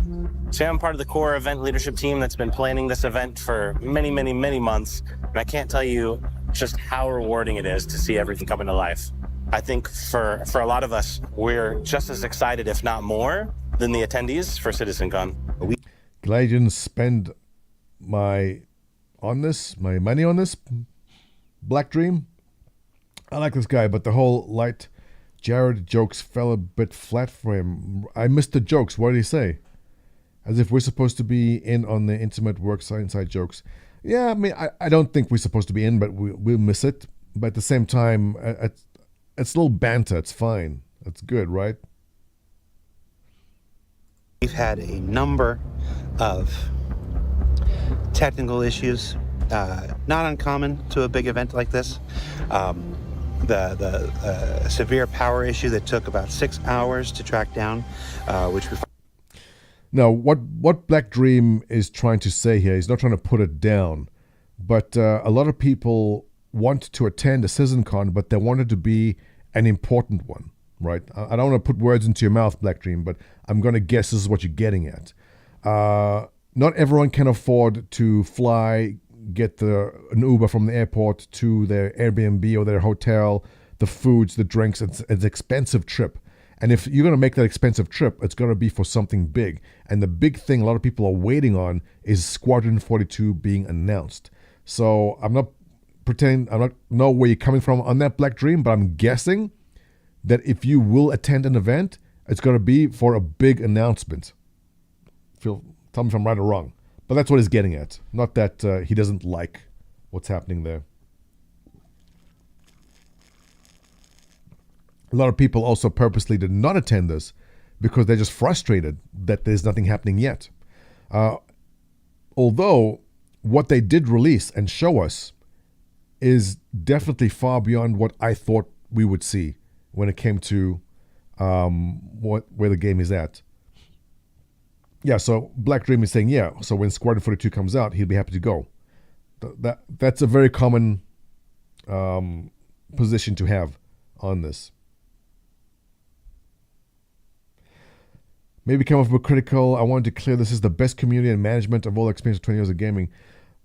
Count, yeah. So, I mean, I've not been involved in anything gaming before this, so I've got nothing to compare it to. But from when people like you talk who have been in the industry, everything CIG does is pretty impressive so far. Remoyne, catch you later. Thanks for dropping in. Finally resolved. but it set us behind. So we're now just going to test our first content on the screen. Correct, Micah. I believe we're going to start with RAM. When the PU's feature complete, you'll attend. RAM is the only pre-recorded. Can you imagine the size, the chaos? If Squadron 42 is announced, okay, there's going to be two major CitizenCons. The first build-up to a major one is going to be probably Manchester next year when they announce that the Squadron 42 game is now gold and will be released at some point in that next year. The next biggest one will be the actual release of the game. So there will definitely, I'm thinking it's going to have to be in Hollywood for all the stars arriving. It's going to be a star-studded event with, Gillian Anderson, Gary Oldman, Superman, Henry Cavill, and everyone there. So, I mean, I could be in Manchester. I'm just thinking Hollywood's a better place for that release. So, actual Squadron 42 release, a big star-studded event someplace in Hollywood, is going to make massive, massive news and cause massive sales for that game, in my opinion. ArcVR subscribed. Thank you very much. I appreciate your subscription. See, guys? This is the plan all along. Yesterday's stream, I said, guys, I'm going to toss you over to ArcVR. Me rating him will probably make him subscribe to me. So now I have his money. That was the plan. And I'm glad to see it worked out exactly. Right, Tier Ikra. Hollywood Tier's time. So put aside. Next year, Manchester. The year after that, Hollywood for the actual Squadron 42 release. That's what I think is going to happen. Video, so he'll be a good test for sync because we're going to see if the sound that comes out of the speakers matches the words that are coming out of his mouth.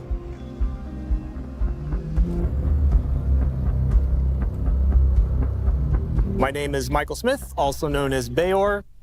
Bayor! I had no idea his name was Michael. He doesn't look like a Michael to me. Bayor of Red was one of the early members of Test Squadron. Who remembers him? Oh, this is wonderful. This is great. Michael, huh? I had no idea that was his name. When we were kicking off with Test Squadron, we were creating a stream team, and we had a bunch of streamers. And this one guy named Bayor of Red, was one of our very, very early streamers. And he loved making spreadsheets of things. Like, this is the weapon spread of this and that, and the top speed of this ship is this, and the top speed of that, and like spreadsheets of stuff. Eventually, there was a position open at CIG for I don't know what, and he was hired. And he works there. I'm not sure what he's exactly. Director of Player Experience. Is that it? I believe he has a degree in dinosaur bones. You don't remember if that is true? He has a degree in something completely unrelated. I want to say paleontology. It was something like that. He's like, I'm pretty sure it was paleontology. Kay says, was it? All right, so my memory serves me correctly. Paleoarchaeology. Really? So it's just one of those situations, like he has a degree in this, but he got a game in player experience in CIG. But I had no idea his name was Michael. Also, that he's now bald. I like his haircut. I like it a lot. I'm the director of the player experience team, and we are setting up... He's now the director of the player experience team. I'm so happy for him, man. That's awesome. Good for him. ...the Pyro playground right now. This one room, which is one of two rooms, is bigger than I think we've ever done with CitizenCon. We have 150 computers behind me, complete with all their mice and keyboards. 10 of those are set up with some VKB peripherals, left and a right stick. We also have... Okay, so that was my question. There's 150 computers and only... how many were set up with VKB? Mice and keyboards. 10 of those are set up... 10. Yeah, I was curious. I go, does every single machine have a HOTAS with it? Because that'd be a lot of HOTAS. With some VKB peripherals, left and... Gladiators. I keep on looking at dual sticks all the time. right stick. But those seem like pretty good machines. 750 power. What cards were they running? You know the specs. We also have Tobii eye trackers on 100 of the PCs. It's allowing people to try it out if they haven't already. Tobii had 100 eye trackers. This means Tobii has 100 open box eye trackers. Anyone here in touch with Tobii Eye? I am willing to buy one of the open box eye trackers from them because it's open box. Must be cheaper, right? Can we do that? And they're able to experience, increased immersion in Star Citizen. I'm sort of responsible to make sure that the demo that the players get to experience here is playable, it's fun, that it transitions pretty smoothly for each of the little... They sold them with Board Gamer code? What do you mean? How come I don't have a Montoya code? Streamer privilege, you see? Yeah, that's what I'm talking about.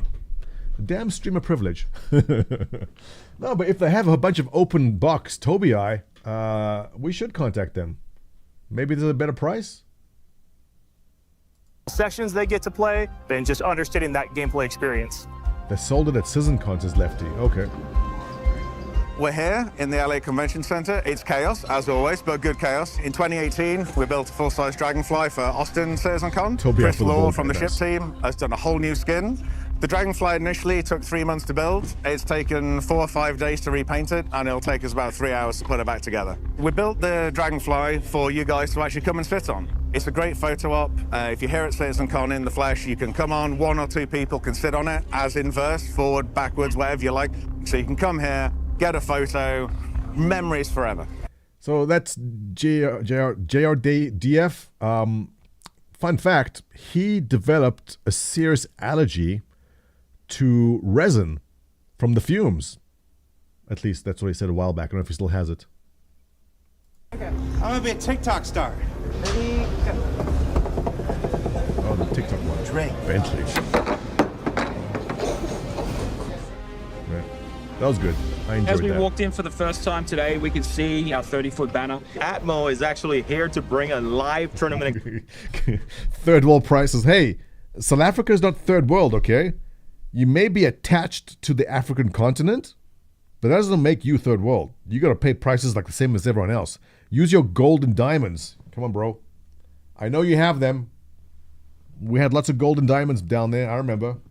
Experience CitizenCon. We're very excited. This has been 6 very hard years from the demo rally to Atmo Esports to actually come for the first time at the CitizenCon and put together a live tournament experience, not only for the fans, but for the competitors and the creators that are going to be competing. And I know when they come here, they're also going to be pretty impressed with what we've done to put together here.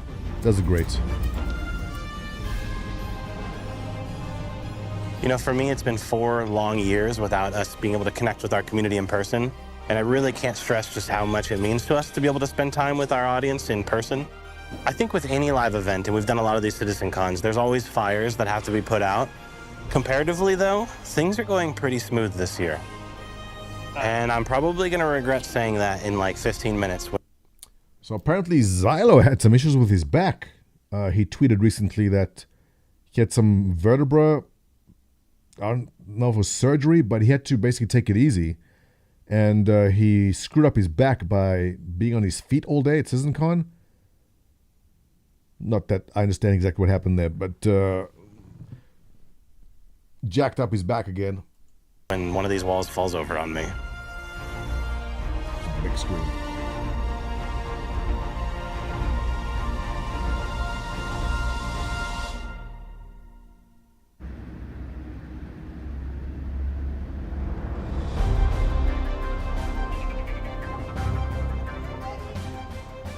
When we're coming together in events like this, can actually, connect faces and handles, and it's kind of like coming together as a family again. Being able to put faces to a lot of the names that I interact with on a day-to-day basis, I think honestly is the biggest thing that I'm looking forward to the most.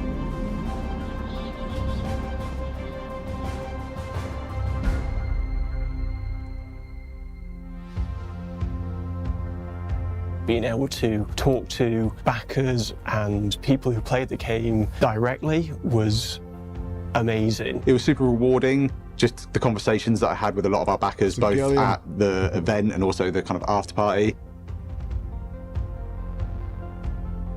Hall B was really cool. I remember first seeing it on the Friday morning before it was even finished and just being so impressed with all the dressing in there. There's so much cool stuff to show. I want to make sure it all gets to be shown.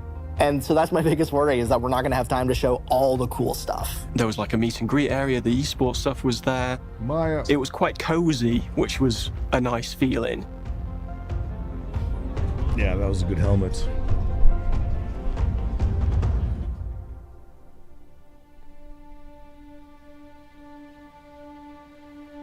Serious cameras. First moment on stage kind of sank in a little bit of how large an event it was going to be. Once you actually get ready to go on stage for real, that's when the nerves kick in. Gonna find out what Knight Rider looks like for my notebook. I have a picture of Knight Rider. Is that considered doxing? Is Knight Rider like a shadowy figure these days? I know Knight Rider gets a lot of flack on the forums for all these Knight Rider deleted this type of posts, but he's super nice. He's really nice. I'm just waiting for Sergi to partner with Elon Musk and make a ship to play. So I take VR. Yeah, don't do that. I'm sure Elon Musk will have some very horrible ideas. It's a meme. Yeah. No, Knight Rider's really nice. He's awesome. The only person on stage with that many eyes on you was very new and very scary. Hello everyone, I'm Will Hain. I'm here to talk about water in Star Engine. I was having a good time, but watching it back, I'm talking really fast. We were excited, the crowd seemed to be buzzing from what we were showing, and yeah, just lots of positive energy, I think. We got a lot of positive feedback from the crowd. There's a lot of big cheers. It was, in a way, all this build-up and then it was over. It kind of was a bit of a blur. Then obviously a huge sense of relief once I was actually done. Seems to have been well received, which has been really great. I'd definitely do it again, for sure. I can appreciate that. The devs who work in this stuff and have the in-depth knowledge to speak about it, and on top of that, also be able to speak in front of the camera. It's a skill. None of these guys were hired for their public speaking skills. But when they are passionate about what they're doing, it flows, right? And so getting up there, talking about what you did, talking about it the way they do with their depth of knowledge and coming across well to the camera, like he's saying I was speaking fast. Like, no, I thought it was fine. I thought it was fine. Like, they don't go to training on how to do public speaking. Yep. A dev with public speaking is a horrible combo. What do you mean a horrible combination? I mean, if you are a dev and a good speaker, that's great in this particular case. Like, you want to talk about water physics, and you can come on and make a fun talk about it versus, just a very technical, boring talk. It's a skill. I appreciate each one of these guys that can pull it off.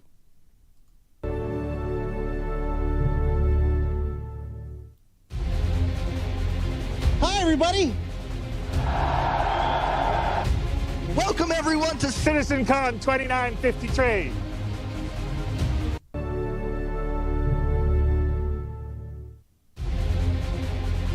Hi, everybody.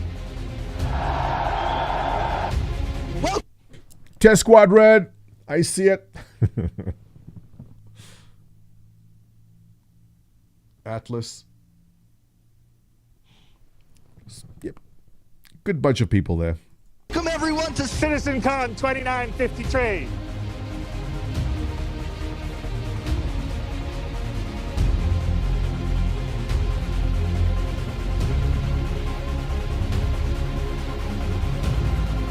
It works. Chrome Ninja stole the show. That was awesome. Bone, you go ahead, Bone. Bone, can you keep zooming in? The maps. Probably the most exciting thing to come out of that. The maps. The Automex armor was amazing. Thank you for joining us for CitizenCon. Come back tomorrow. I want the helmet. Griff.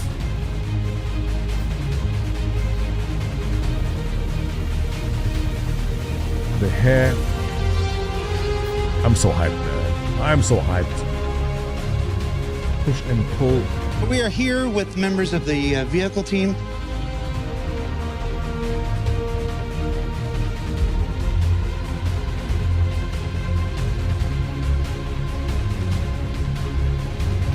the heck? This building here, well, where is it? I won't go back. Base building is gonna make this game. Gabs. Gillian Anderson. Gary Oldman. The Onion Knight.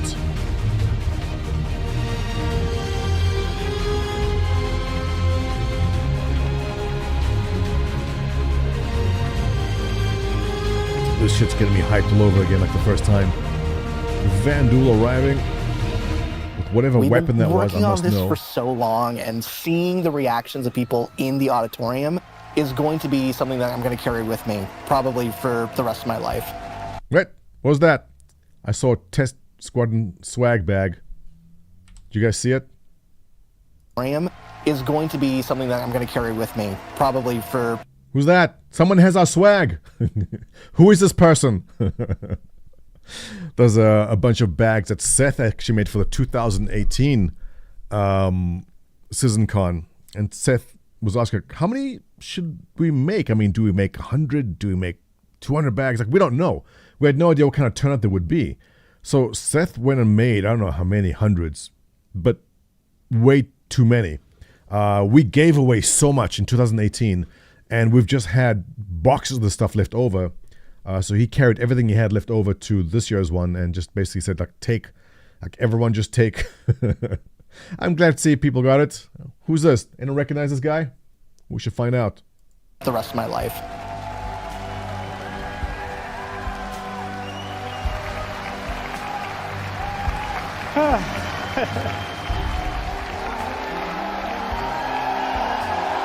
Chris Roberts getting teary-eyed. Thank you guys very, very much. I think Chris Roberts is just happy that the crowd isn't booing at this point because they've been waiting so long.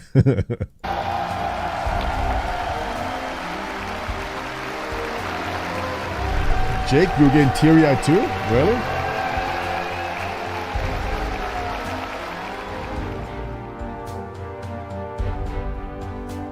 I know we joke, but listen, we have a lot invested. The time, the money investments we have is for a lot of people, it's stressful, right? In many different ways. For me personally, it's a time thing, right? I love what we're doing here. I love what they're doing. And I never expected it to be 10 years. I thought, okay, it's going to be 2 years, it's going to be 3 years maybe, and it just goes on and on. So, yeah, I get emotional for that shit too. I can imagine. But it's good to see how it's come together. And it's good to see that there's other people that feel the same way. Not that anyone else is crying, Jake. I mean, you just have very strong woman-like emotions.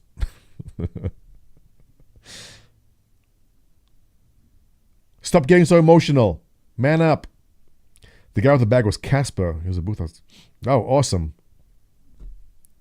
Hey, Casper, if you're watching. Nice to meet you. That's a little bit about the behind the scenes of CitizenCon, how that gets put together. Is that Disco's lad? Lad. Is that Disco's dad? That's Dad Land, all right? So I hope you enjoyed it. We'll be back with normal shows next week. So from CitizenCon on the show floor, while everybody else is cleaning up and I'm doing this, this is Jared Huckabee saying thanks for watching, and I was going to say see you in the verse, but that was the old show. Oh, thanks for letting us share the process of game development with you. We'll see you all here next week. Forgot my catchphrase. Yeah. Nice. Nice little wrap up there. Yeah. Well, part of the project is naturally get emotional about it, especially when I'm seeing. So the emotions that a lot of people are experiencing is not happiness and joy, but a lot of people are just frustrated and angry, right? I mean, those of us watching this stream and those of us who attended, those of you that attended, are fans. But there's a lot of people who are big fans that are just disappointed. Jake, just let it out. Jake, you can take off the mask. I know you're angry, okay?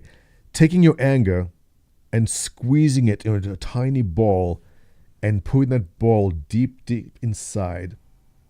and then trying to pretend that you don't feel anger is not good for your health. I want you to let it go. Just release. Just let it out. Yes, channel that anger into shooting aliens in the game. All right? I think we found an outlet for you. But it is. Fans get disappointed, they don't invest their faith, and they just don't throw money at the project. I think the Star Citizen has a unique fan base. Look, there's definitely the ones which are very negative. Actually, the fans who are negative have their own community, so they can sit there and talk about the negativity together. There are those who will just straddle the fence and go, I'm angry and happy at the same time. There are those who will just say, we are fans, but we're angry, and just do the salty thing, right? And then you get the guys who are paid by CIG, like a board gamer. We're like, I have nothing bad to say because I am just being paid. But then there's me, who just does it for free. The top white knight in All-Star Citizen, who says positive things and nothing negative ever about CIG all the time. So maybe you have a whole spectrum, right?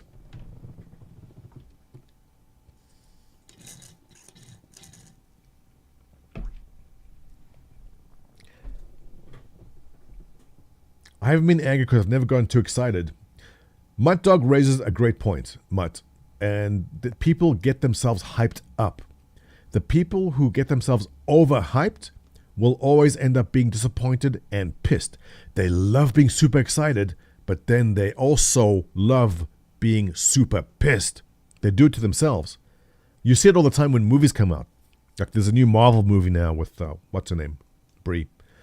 If you walk into that movie thinking this is going to be the best movie you've ever seen, you might be a little disappointed at the end. Little bit. But if you walk in and go, let's just see what it is, you won't be. And it's the same with this project. People are overhyped. Well, not so much now. I think we have a pretty good understanding of where the game is and what's to be expected. And if after all this, people are still not completely sure about what this game is supposed to be and are still going to be disappointed, it's going to happen. I guarantee you. Squadron 42 is going to come out. I don't think I'll be disappointed in it because I'm pretty sure I know what to expect. It's going to be beautiful visuals. There's going to be Vanduul. There's going to be a storyline. There might be cringe moments, as people will say. But overall, I'm just going to be very, very happy to play this game built of Star Engine, seeing how all the assets I've seen come together over the years just come together. I guarantee you 100% there will be people who will rip this game apart. Angry Joe, who I know has backed this project with a Constellation package back in the early days too, will go in and he'll make a video tearing it up. He will tear up whatever he can. He'll go, look, I put my gun over here, but then a teleport over there, and he'll spend 10 minutes making a skit about how the weapon teleported and how bad this game is, because that's his thing. Right? I'll prepare you guys for it now. I'll prepare you now. There's going to be people who are just absolutely furious with Squadron 42 because there'll be a bug. As much as they will try to squash the bugs, no game is perfect. But there'll be those of us who are just very happy with it too. I think we'll be in the happy side. We will. People who are married, had 3 kids, went to college, still game. Apollonios.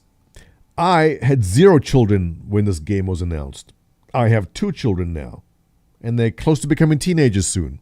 They will be teenagers by the time this game is, but when Squadron 42 does come out. It's the passage of time. It just happens. And it happens the same way for all of us. Jake Raven saying he's going to love it. Jake Raven's an example of someone who's going to be very angry. No, it's true. No, I'm going to love it too. We know what to expect. There's nothing that will show us in Squadron 42 we'll go, well, I hate the game now because this happened. Like if there's a bug, like if we are playing Squadron 42 and the elevator opens and it's just blackness in the elevator, we go, well, I know what this is. I'm just going to walk back out of frame, come back in, reopen it again to see if it fixes it, right? I think we know how to handle the bugs at this point. Polonius is just expressing that the time has passed. The passage of time has moved. People who are 30 are now 40. People who are 20 are now 30. This is normal, and it's an observation. Don't take it the wrong way from him.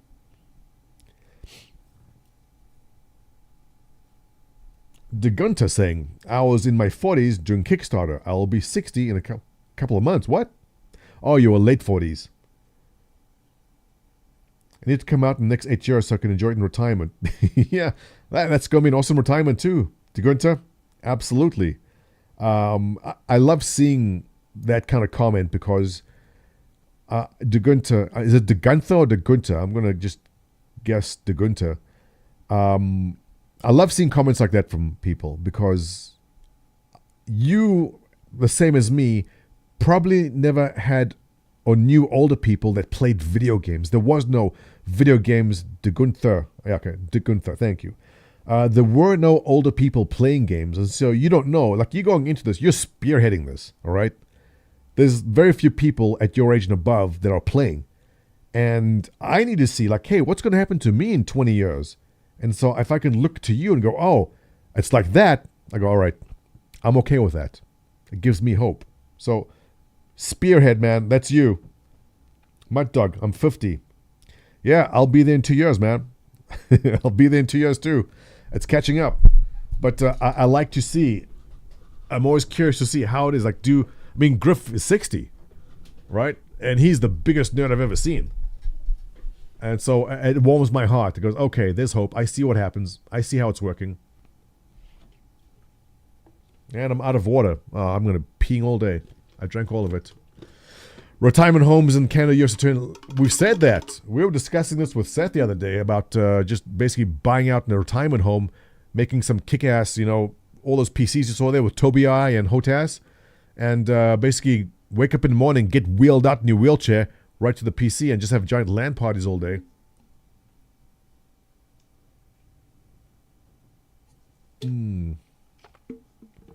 50-somethings with a prime demographic of Wing Commander. Right, Agent Langdon. Right. So, I don't know how, but I missed Wing Commander as a game. I guess my dad didn't buy it for me.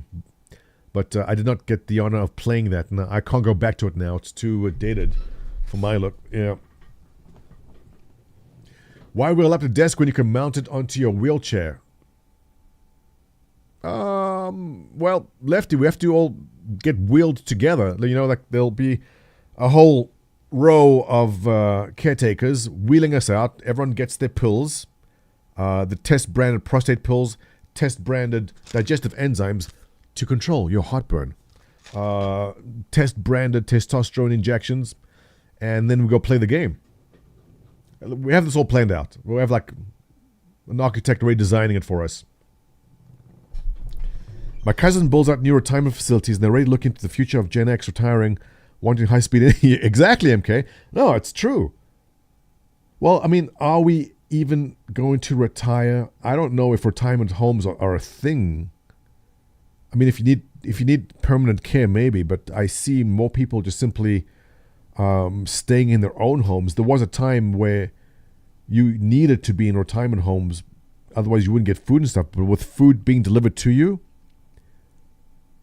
I don't know. I'm not in the business. I can't imagine. It's probably the same. I don't know enough about the retirement community. I can't tell you. We'll get there soon. Hang in there, guys. Who's texting me? Limited time deal. Ring cam, indoor cam, 1080p video. How much is it? Yeah, I got to get more ring cams. We call them Death Stars where you live. What? Most millennials, Gen X, and Gen Z are going to be too yes. Vertice. I laugh, but you're correct. It will be. CGI branded robots to take care of us. Well, yeah. If no, Twin City Jeff, whatever you posted got nabbed by the bot. Was it important?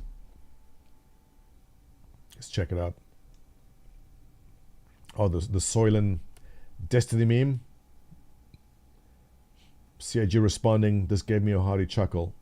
That's not funny. It's not funny at all. Yeah. Medical industry has predicted within the next 30 or 40 years, retirement age will go from 65 to 90. Oh, okay, yeah, Nebula, you're not wrong. I mean, what was the average the age that people died at, like, what's the term I'm looking for? Average death age? What's the correct term I'm looking for? Life expectancy? Is that it? Yeah. Because that tracks. Let's find a good chart here. Life expectancy with healthcare expenditure. I want to go back. I'm curious to know. All right, this kind of works. Let's see. We're trying to figure out how long we have to live to play this game. So this tracks. All right. Let's look at North America, which is the least one, right? So the average life expectancy in North America, which is the blue line, in 1950s was 70. Moving on to 2020, you're closing in on 80. And by 2045, we're looking at roughly 85 years old average. Okay. Makes kind of sense. I mean, awesome for Africa. Check that out. You would have expected to be dying below 40. That's insane. I guess civil wars. But that's pretty insane for Africa. Huh. So we're going to make it, guys. If Star Citizen is delayed another 10 years, we're going to be around 2035. The average age expectancy should be in the 80s. I think we're going to be good. We're going to be good. Spiffman. Permission to die denied. But I mean, that was the joke in that AI dubbed version. He goes, most of you will not live to see the game. Now, Spiffman, you're going to live out of sheer spite to see this come out. All right? Life expectancy with health expenditure. Now I'm going off on how long can we expect to live with medical intervention. I think this generation, well, Gen X, Gen Z, millennials, overall, we've taken a lot better care of ourselves than previous years. Spiffman, you probably had a dad who smoked pipes or cigarettes all day and drank, had a scotch and smoked, right? Because my dad didn't, but my friends had dads and moms that smoked all the time. Was disgusting. I think we will definitely see the higher end of life expectancy, assuming you're in good shape. So there's a chance, yeah. No one here has permission to die until this game is out. Got that? I'll be checking, so make sure. Well, good conversation, guys. This was fun. It is 12 o'clock. I have a pork loin to cut up and marinade. We will be making banh mi this evening. Oh, I need to go buy daikon. Crap. See, banh mi. That's the stuff.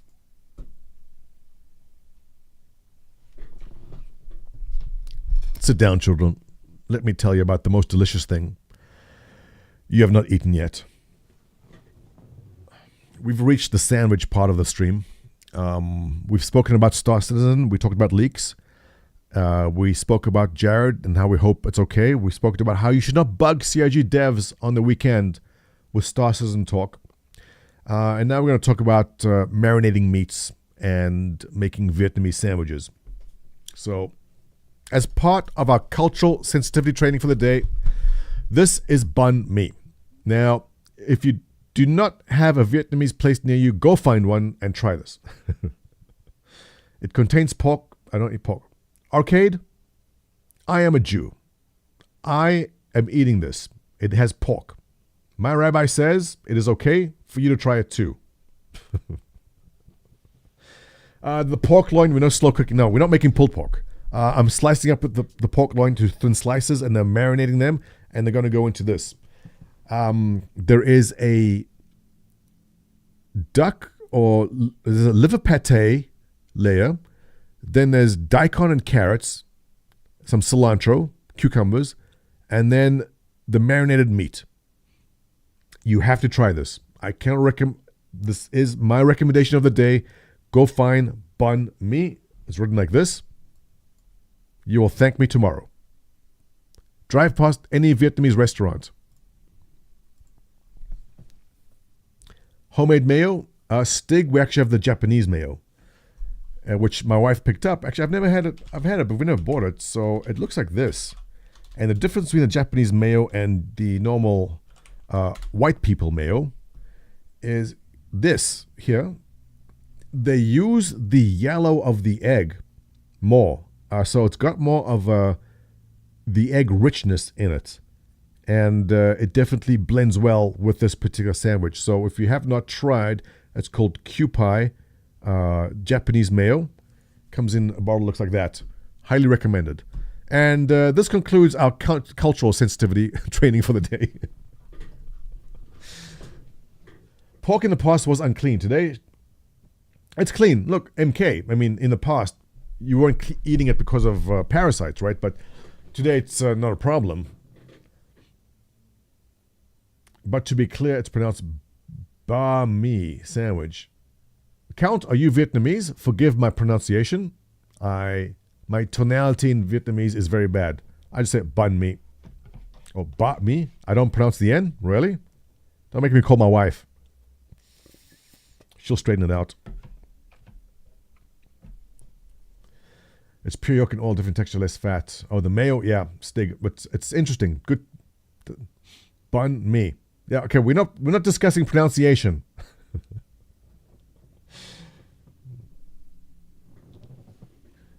What I know is I'm 30. I've been working since I was 14. I'll never be able to retire. I'm sorry to hear that, Pasternak.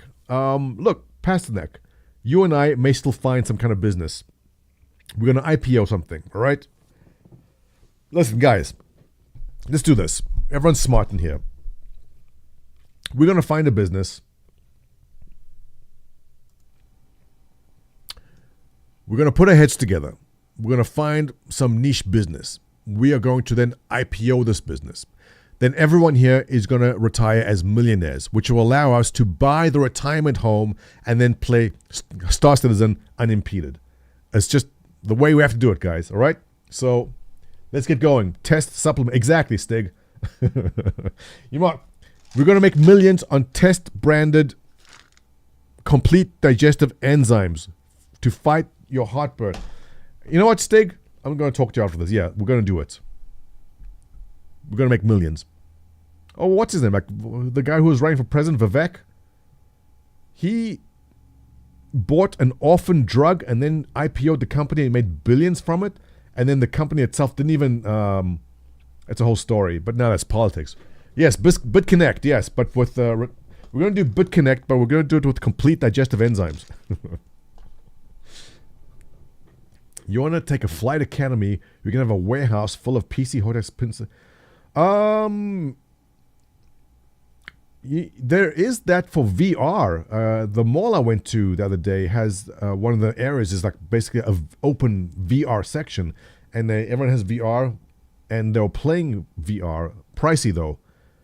I don't know if there's a market for that. There could be. Gamer suppositories that automatically dispense when you... Yes, Lefty's onto something. Look... I'm open to all ideas. Martin Shkreli. Yes. Martin Shkreli. What did he do again? Was the drug. Right. What Martin Shkreli did, exactly. He bought that orphan drug and he jacked up the price. Vivek Ramaswamy did that. They bought this drug which some drug company didn't want because it wasn't working. They did trials to go, this drug is not working. He bought that, all right, for $5 million or whatever. He then had his own doctors go, yeah, you know what, this drug may work, and then IPO'd and made billions. So let's just get digestive enzymes and IPO that. I mean, how hard can it be?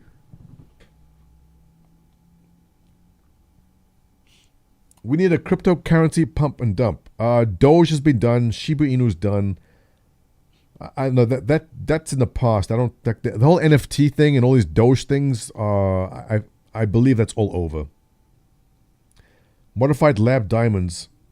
Yeah, Unity. Give me the ideas. Athlete, we're just discussing business ideas. And I'm being half serious here. That between all of us together and the resources we have, there must be something we can look into and do as a group. We have everything covered from website design, marketing. There's professionals in here that understand dinosaur bones. Right? We can hire Jared to be public speaker. You want to earn money from playing Star Citizen? People are selling alpha UEC on eBay. We can build nuclear reactors. Yeah, look. There's possibilities. Blockbuster. That's funny though. Like making a product just to make money is never profitable long term. Right. I mean, why would you ever sell something that makes money? That's weird. Star Wars Galaxy's bounty hunters made real life money taking hits out. Really? Wouldn't that be against terms of service? I guess if it's not, it wasn't done legally to begin with, right? They may understand they would pay you real money to go do something in the game. My question is, why would you need something that desperately? Really? So, I didn't play Star Wars Galaxies, but what would someone need done in the game that desperately they would pay real money for it?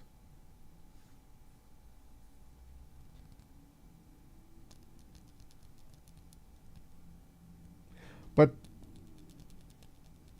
I'm trying to think of examples in other games I've played with that I can't think of any. To take out the Jedi? High-level crafters in Star Wars Galaxies. Okay, so you can make a very high-tier item and someone doesn't have the in-game credits, so they'll pay you real money, right? But then I'm guessing this was against the rules. And if you got found out, there'd be repercussions. I'm guessing there would be. Look, whenever there's a profit motive, RMTs against TOS, right? But wouldn't the game offer you an in-game mechanic? For example, in Star Citizen, you can buy UEC. And then you can take that UEC and use it in the game. Was there no such mechanic in Star Wars Galaxies? Crafting in Star Wars Galaxies is really good because the quality of materials were RNG based. Okay. There was no rule in the beginning. All right. So, I mean, I can see if it was something they missed in the beginning, how it could be a big problem going forward. CIG has that. I believe CIG has that covered already. Once Star Citizen crafting. Yeah, look, I think Star Citizen gets there. I think they will. With crafting, we've yet to see it, but I know they'll get there. But guys, thank you for carrying me to 12 o'clock. It is my lunch hour, and this has been a wonderful morning session. I appreciate you dropping in. As always, I will now toss you off to a streamer for Star Citizen, and let's take a look at what our favorite yoga lady is doing. And it keeps on getting recommended. So Melu is now showing us her right buttock. And we have Alice Lieberman with 1,500 viewers, who seems to be very entertaining too. But I think I will toss... Oh, Griffin's on. Is he? Yeah. All right, okay. Guys, I'm going to toss you over to Griff. Send Griffin Gaming my regards, and have yourself a wonderful lunch hour. Thank you very much for joining me. I appreciate it.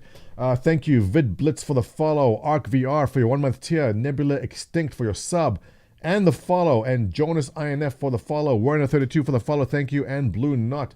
It's been a pleasure hosting you this morning through a very entertaining raid.